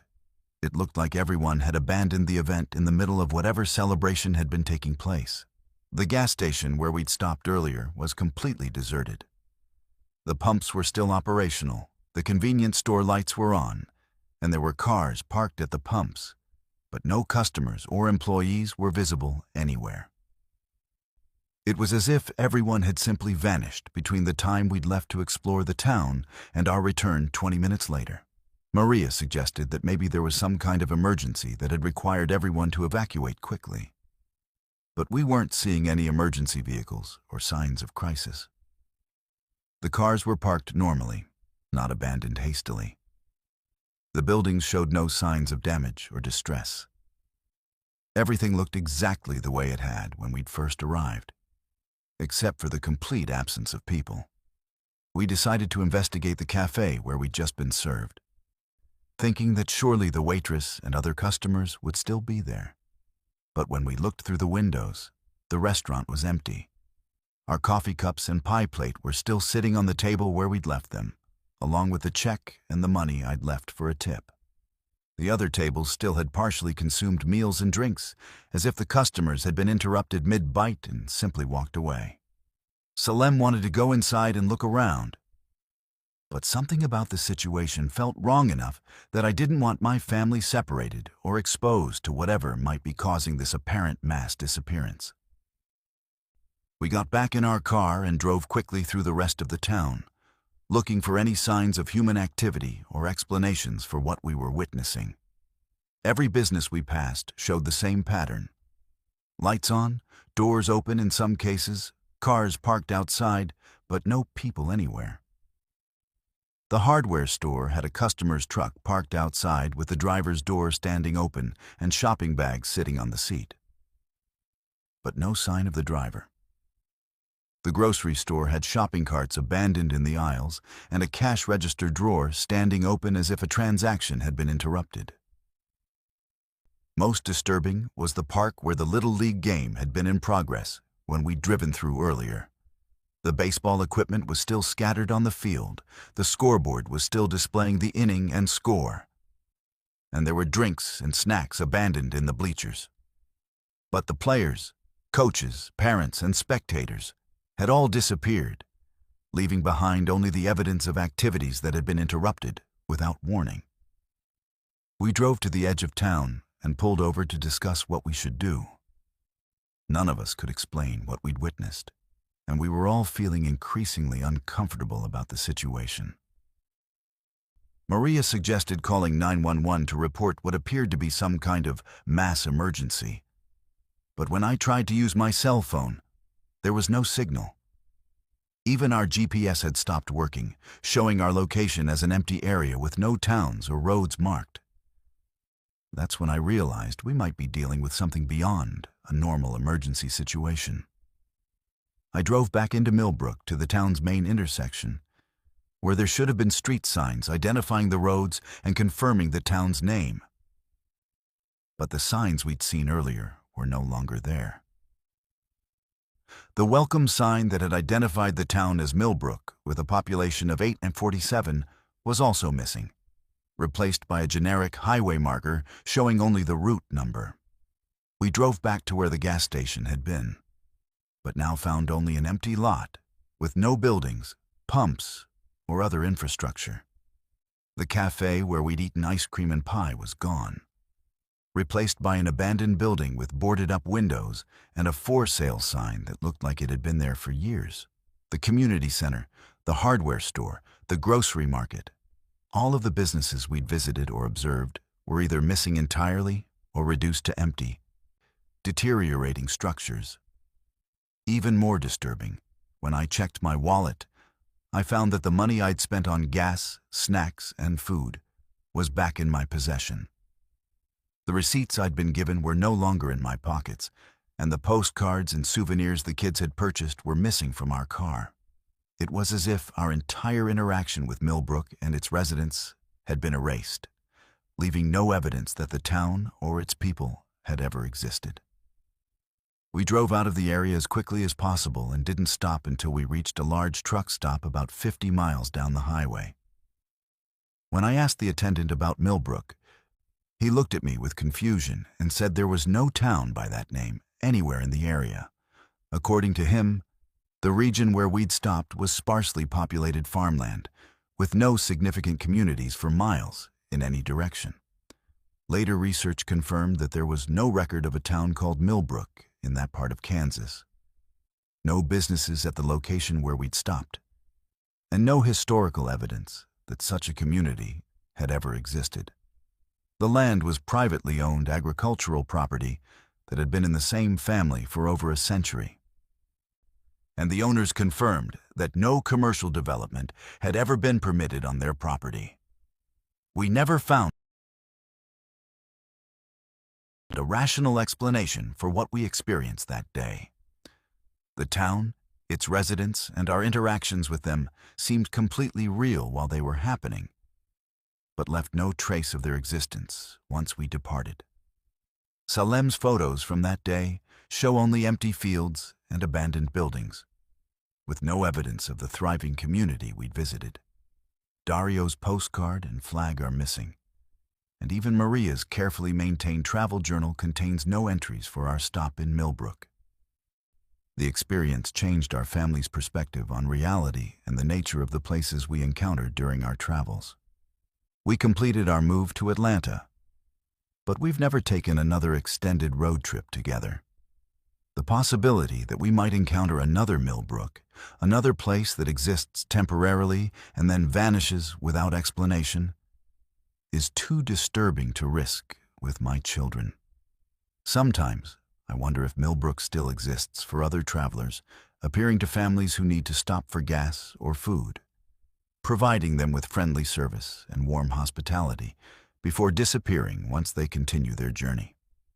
Maybe we're not the only people who've experienced this phenomenon, and maybe there are other towns scattered across America that exist only for brief encounters with passing strangers, offering glimpses of communities that never were or that exist somehow outside our normal understanding of time and space. The most sinister thing about a perfectly timed breakdown isn't the mechanical failure itself. It's discovering that someone has been sabotaging vehicles at the exact location where multiple travelers have disappeared over the past year. I learned this in the Arizona desert, where my road trip with my best friend turned into a deadly game of survival against predators who had turned a remote stretch of highway into their personal hunting ground. My name is Chaya, And this happened last spring when my best friend Amaya and I decided to take a girls' road trip from Los Angeles to Austin for South by Southwest. We'd been planning this trip for months, saving money and coordinating our schedules so we could take a full week off work. Amaya had just gotten out of a terrible relationship, and I was dealing with job stress, so we both needed this escape. The plan was to drive through Arizona and New Mexico, stopping at interesting places along the way and arriving in Austin with enough time to enjoy the music festival. We left LA early on a Saturday morning in my 2019 Subaru Outback, which I'd had serviced the week before specifically for this trip. The mechanic had checked everything: brakes, transmission, cooling system, tires, and assured me the car was in perfect condition for a long-distance drive. We'd packed camping gear, plenty of water and snacks, and emergency supplies, including a satellite communicator that would work even in areas without cell service. The first day went perfectly. We drove through the Mojave Desert, stopped in Flagstaff for lunch and shopping, and made it to our hotel in Phoenix by evening. The car ran beautifully, the weather was ideal, and we were both excited about the adventure ahead. We spent the evening exploring downtown Phoenix, trying local restaurants, and planning our route for the next day through the Sonoran Desert toward Tucson. On Sunday morning, we left Phoenix around 9 a.m., taking Interstate 10 east toward Tucson, and then planning to cut south on smaller highways toward the Mexican border. The scenery was incredible.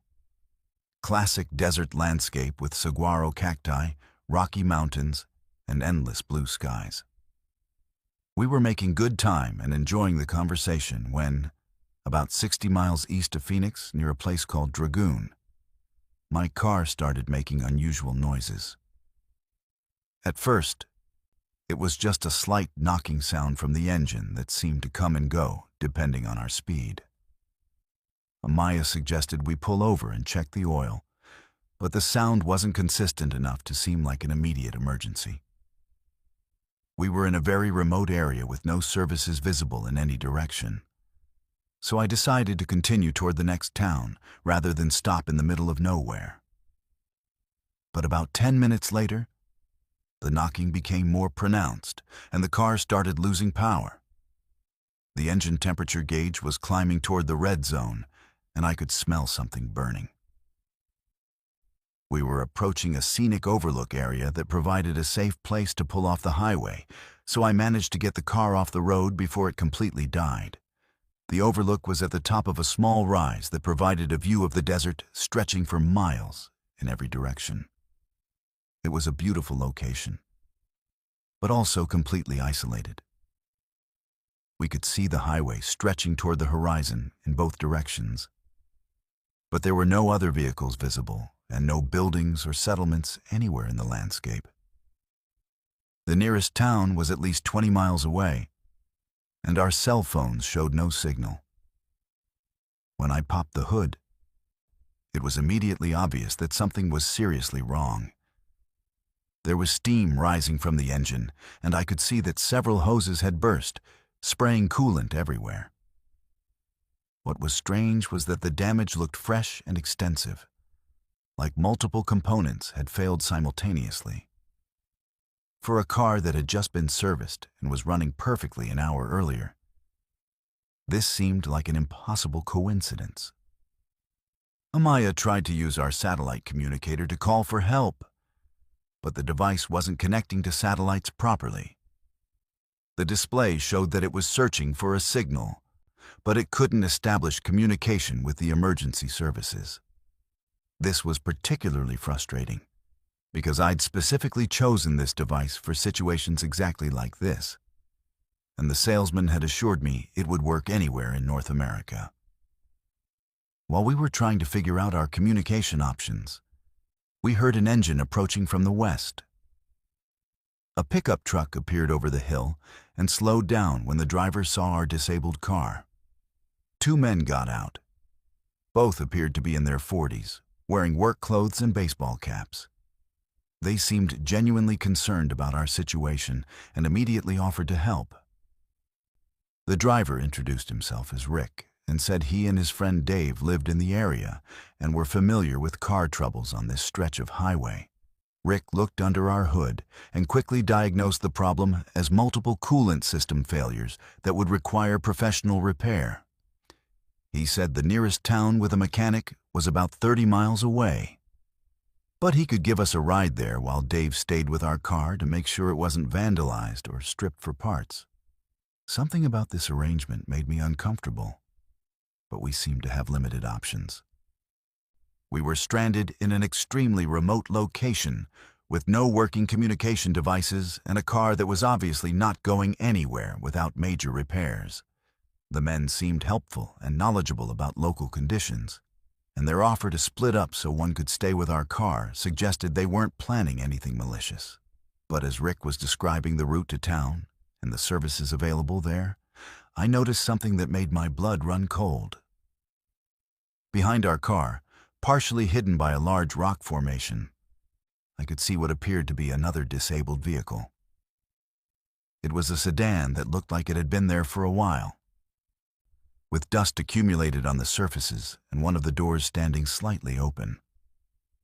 When I mentioned this to Rick, his demeanor changed immediately. Instead of the helpful local resident, he suddenly seemed guarded and nervous. He claimed he didn't know anything about the other car and suggested that people abandoned vehicles in the desert all the time when repairs became too expensive.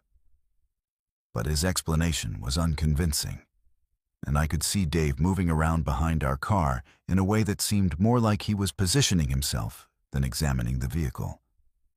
I told Amaya we needed to get some items from our car before leaving with Rick. But instead of gathering belongings, I whispered to her that something was wrong and we needed to be prepared to run. She looked confused, but followed my lead as I grabbed our backpack with water and emergency supplies. That's when I noticed that Dave had moved to a position where he could block our access to the highway if we tried to leave on foot. Rick was becoming increasingly insistent that we get in his truck, saying that afternoon temperatures in the desert were dangerous and we needed to get to town quickly. But his urgency seemed forced. And I realized that both men were subtly moving to positions where they could control our movements. The helpful strangers were revealing themselves to be something much more threatening. Instead of getting in their truck, I told Rick we wanted to stay with our car and wait for other travelers to come by. This clearly wasn't the response he was expecting, and he started arguing that we could be stranded for hours or even days in such a remote location. When I remained firm about not leaving our vehicle, he exchanged a look with Dave that confirmed my suspicions about their intentions. That's when Dave made his move, rushing toward us from behind our car while Rick moved to block our escape route toward the highway. But I'd been expecting something like this, and Amaya and I ran in different directions, forcing them to choose which one to pursue. I ran toward the rock formation where I'd seen the abandoned car, hoping to find some kind of shelter or weapon, while Amaya ran toward the highway, hoping to flag down passing traffic. What I found behind the rocks was much worse than an abandoned vehicle. There were actually 3 cars in various states of decay, along with personal belongings scattered around the area and evidence that people had been held here against their will. There were restraints attached to one of the vehicles, camping equipment that suggested people had been kept in this location for extended periods, and worst of all, a notebook documenting the details of what appeared to be multiple kidnappings over the past year. The notebook contained information about travelers who had been stranded at this exact location under circumstances similar to ours. Couples, families, solo travelers, all experiencing sudden mechanical failures that required them to stop at the scenic overlook. The entries described how Rick and Dave would approach victims offering help, then isolate them in this remote location for purposes I didn't want to think about. From my hiding spot behind the rocks, I could see that Dave had caught up with Amaya and was forcing her back toward the overlook area. Rick was searching for me, calling out that they just wanted to help and that running away in the desert was dangerous. but I'd seen enough evidence to know that getting captured by these men would likely be fatal. I used the scattered belongings around the abandoned cars to create a distraction, throwing rocks and debris to make noise in different locations while I worked my way back toward the highway. My plan was to reach the road and try to stop passing traffic for help. But when I got to the overlook, I saw that Rick's truck was positioned to block the highway access, and Dave was guarding Amaya near our disabled car. That's when I realized that our car breakdown hadn't been a coincidence or mechanical failure. These men had somehow sabotaged our vehicle, probably by damaging the cooling system while we were stopped somewhere earlier in our trip. The simultaneous failure of multiple components, the perfect timing of the breakdown at this isolated location, and the quick appearance of helpful strangers all pointed to a carefully planned trap. I managed to activate our satellite communicator by climbing onto the roof of one of the abandoned cars, which gave me enough elevation to establish a connection. The emergency operator who answered was initially skeptical of my story. But when I described the location and the evidence I'd found, she immediately dispatched law enforcement and search and rescue teams to our coordinates. The response was faster than I'd expected because, as I learned later, this area had been the subject of an ongoing investigation into missing travelers. Multiple people had disappeared along this stretch of highway over the past 18 months, and law enforcement had suspected that the disappearances were connected, but hadn't been able to identify the specific location or methods being used. Rick and Dave were arrested when the authorities arrived, and the investigation revealed that they'd been operating this trap for over 2 years. They would identify suitable targets at gas stations and rest areas, follow them to determine their routes, then sabotage their vehicles using mechanical knowledge that Rick had gained from years working as an auto mechanic. The scenic overlook provided the perfect location to isolate victims while maintaining the appearance of being helpful local residents. The evidence recovered from the site led to the resolution of 11 missing persons cases and revealed that Rick and Dave were part of a larger network that operated similar traps at remote locations across several southwestern states. They were targeting travelers who were unlikely to be missed immediately, people on solo trips, couples without detailed itineraries, and anyone who seemed to be traveling without regular contact with family or friends. Amaya and I were incredibly fortunate to escape, but the experience changed both of us permanently. We never completed our trip to Austin, and neither of us has taken another extended road trip since then. The knowledge that predators are actively hunting travelers on our highways, using sophisticated methods to create situations where people become vulnerable, has made us much more cautious about travel, and much more aware of how easily things can go wrong when you're far from help.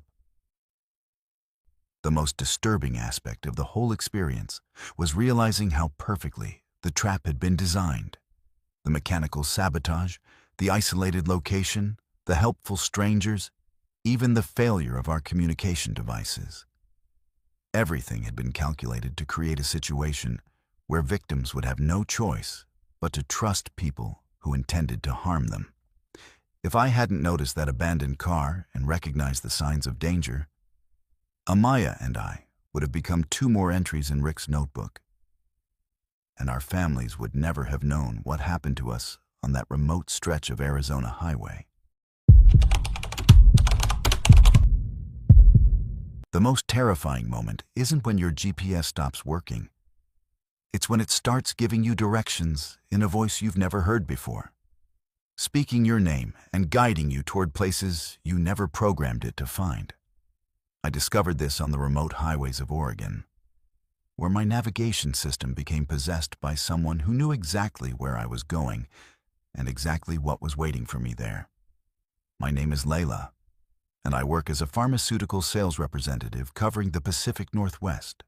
This happened 8 months ago when I was driving from Portland to a series of medical conferences in smaller Oregon towns. I'd made this general route many times over the past 3 years, but this particular trip involved visiting some rural hospitals and clinics I'd never been to before. So I was depending heavily on my GPS navigation system to guide me through unfamiliar territory. I left Portland early on a Tuesday morning, planning to visit facilities in Bend, Burns, and several smaller communities over the next 2 days. My first stop was supposed to be a hospital in Bend, about a 3-hour drive southeast through the Cascade Mountains. I'd programmed my GPS with all my destinations the night before, organizing them in the most efficient route to minimize driving time and maximize my client visits. The drive started normally, taking Highway 26 east through the mountains toward Bend. The scenery was beautiful. Dense forests, mountain peaks, and clear mountain streams running alongside the highway. Traffic was light, mostly locals and a few recreational vehicles heading toward outdoor recreation areas. My GPS was providing standard directions in the familiar computerized voice I'd been hearing for the past 2 years. About an hour into the drive, somewhere near Government Camp, my GPS suddenly announced a route recalculation in a voice I'd never heard before. Instead of the standard female computer voice, this was a man's voice with a slight accent that I couldn't immediately identify. He said, "Layla, I've found a better route to your destination. Please follow my directions for optimal travel time." The use of my name was startling, because I'd never programmed personal information into the navigation system. I assumed this was some kind of software update that had activated overnight, adding personalization features and perhaps voice options I hadn't explored before. Technology companies were constantly updating their systems, and it wasn't unusual for new features to appear without specific user activation. The voice was pleasant and professional, and the directions seemed to be taking me in the right general direction, toward Bend. But after about 20 minutes, the new voice directed me to take an exit onto a smaller highway that I didn't recognize from my previous trips through this area. When I questioned the route, the voice responded by saying, "Trust me, Layla. This route will save you significant time and avoid traffic delays ahead." The fact that it was responding to my spoken concerns was impressive technology, but something about the interaction felt more personal than I'd expect from a navigation system. The smaller highway led through increasingly remote terrain, winding through dense forest with very few other vehicles. The road was well maintained but narrow, and I began to feel isolated from the main travel corridors I was familiar with. When I tried to manually redirect the GPS back to Highway 26, the system wouldn't accept the changes, displaying an error message that said my original route was no longer available due to road closures. About 30 minutes into this detour, the voice provided information that made me extremely uncomfortable.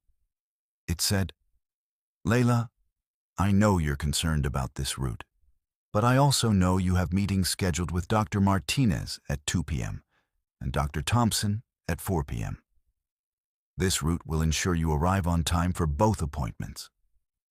I had never entered these names or appointment times into any device, and the specific information was known only to me and my scheduling system at work. I pulled over at a small rest area to investigate my GPS settings and try to understand how it had access to my personal schedule information. While I was parked, the voice continued speaking, providing details about my life that became increasingly specific and disturbing. It knew about my apartment address in Portland, my work history, and even personal details about my family members in other states. When I tried to turn off the GPS entirely, the screen wouldn't respond to my inputs. The voice continued giving directions, now telling me to continue north on this remote highway toward a destination it called the meeting point. When I asked what meeting point it was referring to, the voice said, "The place where people like you go when they've been selected for special opportunities. You'll understand when you arrive." I decided to ignore the GPS entirely and turn around to find my way back to Highway 26, But when I tried to reverse direction, I found that the road behind me was blocked by what appeared to be a maintenance crew working on bridge repairs. The workers told me the road would be closed for several hours and that I needed to continue forward to the next intersection where I could turn around safely. This seemed like an impossible coincidence, and I was beginning to suspect that my route was being controlled by someone who had hacked into my navigation system. The maintenance crew's timing, the GPS's knowledge of my personal information, and the increasingly isolated route all suggested a coordinated effort to guide me toward a specific location for reasons I couldn't understand. As I continued north on the remote highway, the voice became more conversational and personal, discussing my career goals, my relationships, and my concerns about traveling alone in unfamiliar areas. It was like talking to someone who had been observing my life in detail, not interacting with a navigation system. The voice expressed concern for my safety and assured me that the people waiting at the meeting point had my best interests in mind. About an hour later, the GPS directed me to turn onto an even smaller road that led deeper into the Oregon forest. This was clearly not a route toward any legitimate business destination, and I was now certain that someone was using technology to lure me to a remote location. When I refused to make the turn and tried to continue on the main highway, my car's engine suddenly started losing power and making mechanical noises that forced me to pull over. While I was stopped on the side of the road trying to understand what was happening to my vehicle, the GPS voice said, "Layla, your car will be fine once you follow the correct route. The people waiting for you have the ability to resolve both your navigation and mechanical problems. Please trust the process and continue to the meeting point." This confirmed that whoever was controlling my GPS also had the ability to remotely affect my vehicle's operation. I realized I was dealing with a sophisticated kidnapping operation that used technology to control victims' movements and isolate them in remote locations. The personal information, the route manipulation, the mechanical sabotage, and the coordinated road closures all pointed to a well-funded organization with advanced technical capabilities and multiple people working together. Instead of following the GPS directions to the meeting point, I abandoned my car and started walking back toward the main highway, hoping to find help or at least reach an area with cell phone coverage. But as I walked, I could hear vehicles approaching from different directions, and I realized that people were coming to intercept me before I could escape the area. I hid in the forest beside the road and watched as several vehicles arrived at my abandoned car. The people who got out were dressed in casual outdoor clothing, but they moved with the coordination and purpose of people conducting a professional operation. They searched my car, examined the surrounding area, and used radio communications to coordinate with others who seemed to be positioned at different locations along the highway. From my hiding spot, I could hear fragments of their radio conversations discussing search patterns and contingency plans for finding me before I reached populated areas or communication coverage. It was clear that this wasn't a random crime, but a carefully planned operation involving multiple people and sophisticated resources. I managed to evade the search teams by moving through the forest parallel to the highway, avoiding the roads entirely. After several hours of hiking through difficult terrain, I reached a main highway where I was able to flag down a state police patrol car. The trooper initially thought I was reporting a vehicle breakdown. But when I described the GPS manipulation and the coordinated response to my escape attempt, he immediately called for backup and specialist investigators. The investigation revealed that I had been targeted by a human trafficking network that specialized in using technology to isolate and capture victims. They would hack into navigation systems, access personal information through various digital sources, and use remote vehicle control capabilities to force people off main travel routes toward predetermined capture locations. The operation involved multiple people stationed along various highways throughout Oregon and Washington. with technical specialists who could manipulate GPS systems and vehicle electronics remotely. They targeted individuals traveling alone through remote areas, particularly people whose disappearance might not be immediately noticed due to flexible work schedules or independent travel patterns. Law enforcement officials told me that my case was part of a broader investigation into disappearances across the Pacific Northwest, and that my escape and testimony provided crucial information about the methods being used. Several arrests were made in connection with the network, but many of the people involved were never identified. And the investigation suggested the operation was much larger than initially suspected. I never retrieved my car from that remote forest road, and I changed jobs to avoid traveling alone through rural areas. The experience taught me that our increasing dependence on technology makes us vulnerable to predators who understand these systems better than we do, and that the devices we trust to keep us safe can be turned into weapons against us by people with sufficient technical knowledge and malicious intent. The most disturbing aspect of the whole experience was realizing how completely my movements and choices had been controlled without my knowledge. The GPS voice that had seemed like helpful technology was actually a person who knew intimate details about my life and was guiding me toward people who intended to make me disappear forever. The fact that they could access my personal information, control my vehicle, and coordinate multiple people across a large geographic area suggested that this type of technological kidnapping might be much more common than anyone realizes. The most horrifying realization isn't that you've lost hours of your life to memory gaps. It's discovering video footage of yourself doing things you can't remember during time that shouldn't exist. I learned this during what should have been routine long-distance drives across the country, when I found evidence that someone had been systematically drugging me and documenting my unconscious activities for months. My name is Holland, and I'm a long-haul truck driver who's been working cross-country routes for 8 years. This started happening about 10 months ago during what seemed like normal runs between distribution centers across the Midwest and South. I specialize in electronics transport, carrying high-value cargo between major cities, which requires me to maintain strict schedules and follow specific routes approved by my company and insurance providers. The first time I noticed something was wrong was during a run from Memphis to Dallas last winter. I'd left Memphis around 6 in the evening, planning to drive straight through the night and arrive in Dallas by morning. It was a route I'd driven dozens of times, and I knew exactly how long it should take and where I'd need to stop for fuel and mandatory rest breaks. But when I arrived at the delivery location, my logbook showed I'd made the trip in significantly less time than should have been possible. According to my records, I'd driven the 470 miles in about 5 hours, which would have required me to average nearly 95 miles per hour for the entire trip.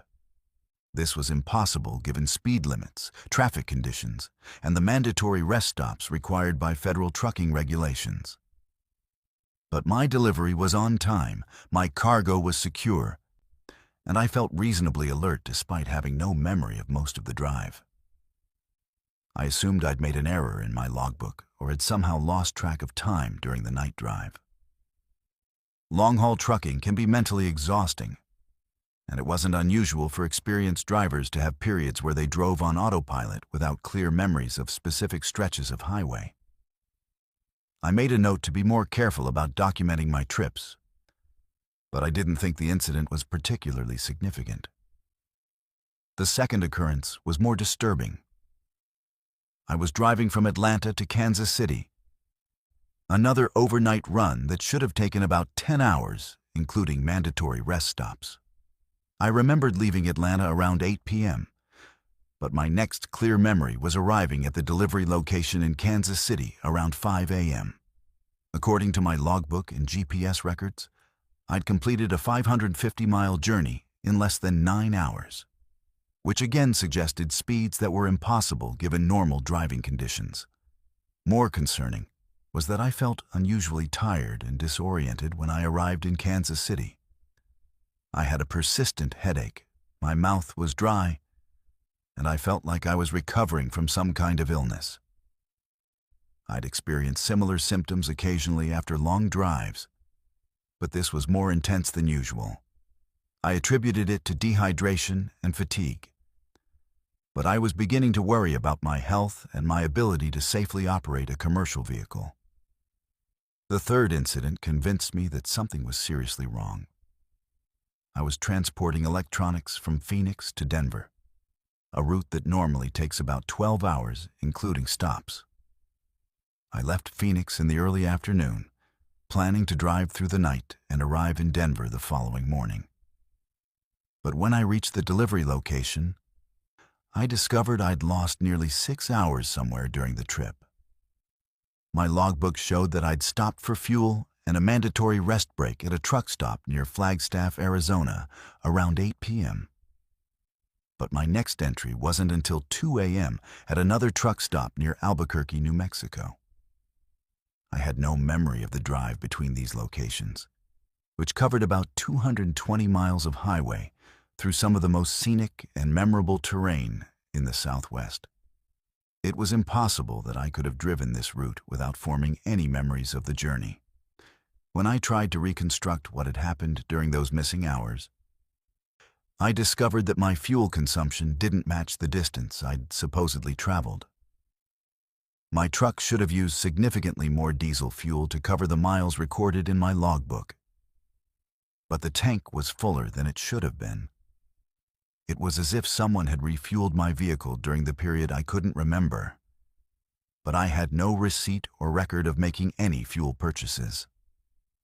I started keeping more detailed records of my trips, documenting not just times and locations, but also fuel levels, odometer readings, and even photographs of my cargo at various points during each journey. I also began setting alarms on my phone to wake me up every 2 hours during long drives, hoping to maintain better awareness of my activities and prevent extended periods without clear memories. But the memory gaps continued to occur, always during overnight drives through remote areas where truck stops were few and far between. I would remember the beginning of a journey clearly, then suddenly find myself at my destination with hours of missing time and evidence that my truck had been driven, refueled, and sometimes even serviced during periods I couldn't account for. The breakthrough came when I discovered that my truck's onboard GPS system had been recording more detailed location data than I'd realized. Most commercial vehicles have tracking systems that log position, speed, and other data for insurance and regulatory purposes. But I hadn't been regularly reviewing this information. When I finally accessed the complete records, I found evidence of activities during my missing time periods that were impossible to explain. During one of my memory gaps, the GPS showed that my truck had been parked at a location that wasn't a truck stop or rest area. It was a private facility in rural New Mexico that didn't appear on any commercial trucking directories. The vehicle had remained stationary there for over 3 hours before continuing toward my designated destination. When I researched the location using satellite imagery, I found a compound with several buildings and what appeared to be specialized equipment for vehicle maintenance. I decided to investigate this location during my next trip through the area, planning to stop there deliberately instead of experiencing another unexplained gap in my memory. But when I reached the coordinates where my truck had supposedly been parked, I found only empty desert with no buildings, roads, or other infrastructure. It was as if the facility I'd seen in satellite images had never existed. That's when I realized that my GPS records might have been falsified, and that someone was creating fictional documentation of my activities during periods when I was unconscious or incapacitated. The missing time, the impossible fuel consumption, and the falsified location data all pointed to a sophisticated operation designed to use my vehicle and my identity for purposes I couldn't understand. I installed a hidden camera in my truck's cab, hoping to record what happened during my next memory gap. The camera was positioned to capture both the interior of the cab and the view through the windshield, giving me a complete record of activities that occurred while I was supposedly driving. I also began carrying a personal GPS device that would create independent location records separate from my truck's official tracking system. The footage I captured during my next overnight run was more disturbing than I'd imagined possible. The video showed me driving normally for the first few hours of the journey. But then there was a period where I appeared to become drowsy and disoriented. I could see myself pulling over at a truck stop, but instead of resting or refueling, I was approached by people who seemed to be expecting me. These individuals helped me out of my truck and guided me into a building at the truck stop, supporting me like I was ill or intoxicated. The video showed that I was conscious but clearly impaired, unable to walk steadily or speak clearly. After about an hour, different people brought me back to my truck. But now, someone else was in the driver's seat while I was placed in the sleeping berth behind the cab. The most shocking part of the footage was watching a stranger drive my truck for several hours while I was unconscious in the back. This person clearly knew how to operate the vehicle and seemed familiar with the route, making stops and following procedures that suggested they'd done this before. During one stop, they transferred cargo from my truck to another vehicle, then loaded different items back into my trailer before continuing the journey. Near the end of the recorded period, the unknown driver returned my truck to another location where the original group of people were waiting.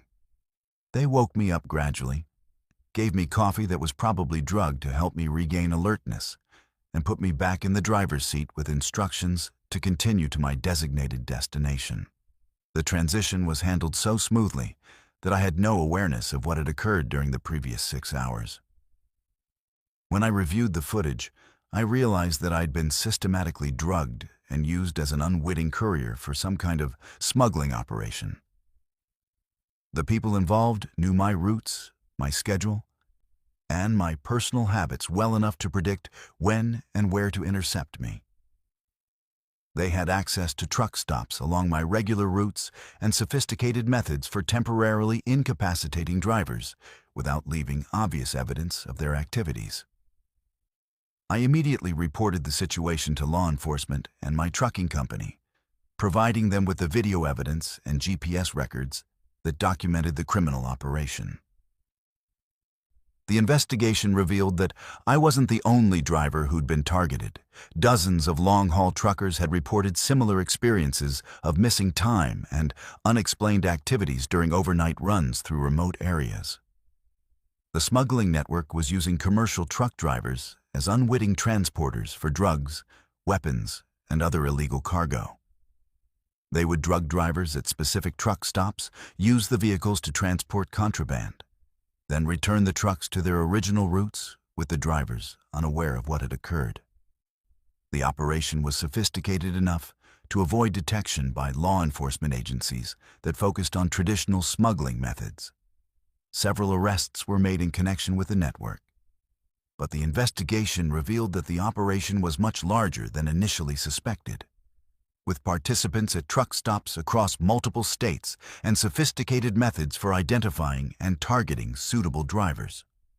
The people involved had inside information about trucking schedules, routes, and company procedures that suggested corruption within the transportation industry itself.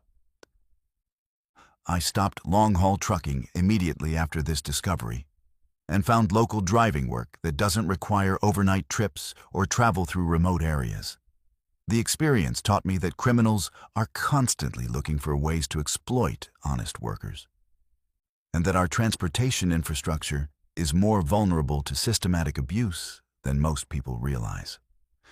The most disturbing aspect of the whole experience was realizing how completely my life and work had been controlled without my knowledge for months. I'd been living with gaps in my memory and unexplained fatigue, while unknowingly participating in criminal activities that could have resulted in serious legal consequences for me. The fact that this was happening to multiple drivers suggests that there are probably other transportation workers who are currently being exploited in similar ways without realizing it.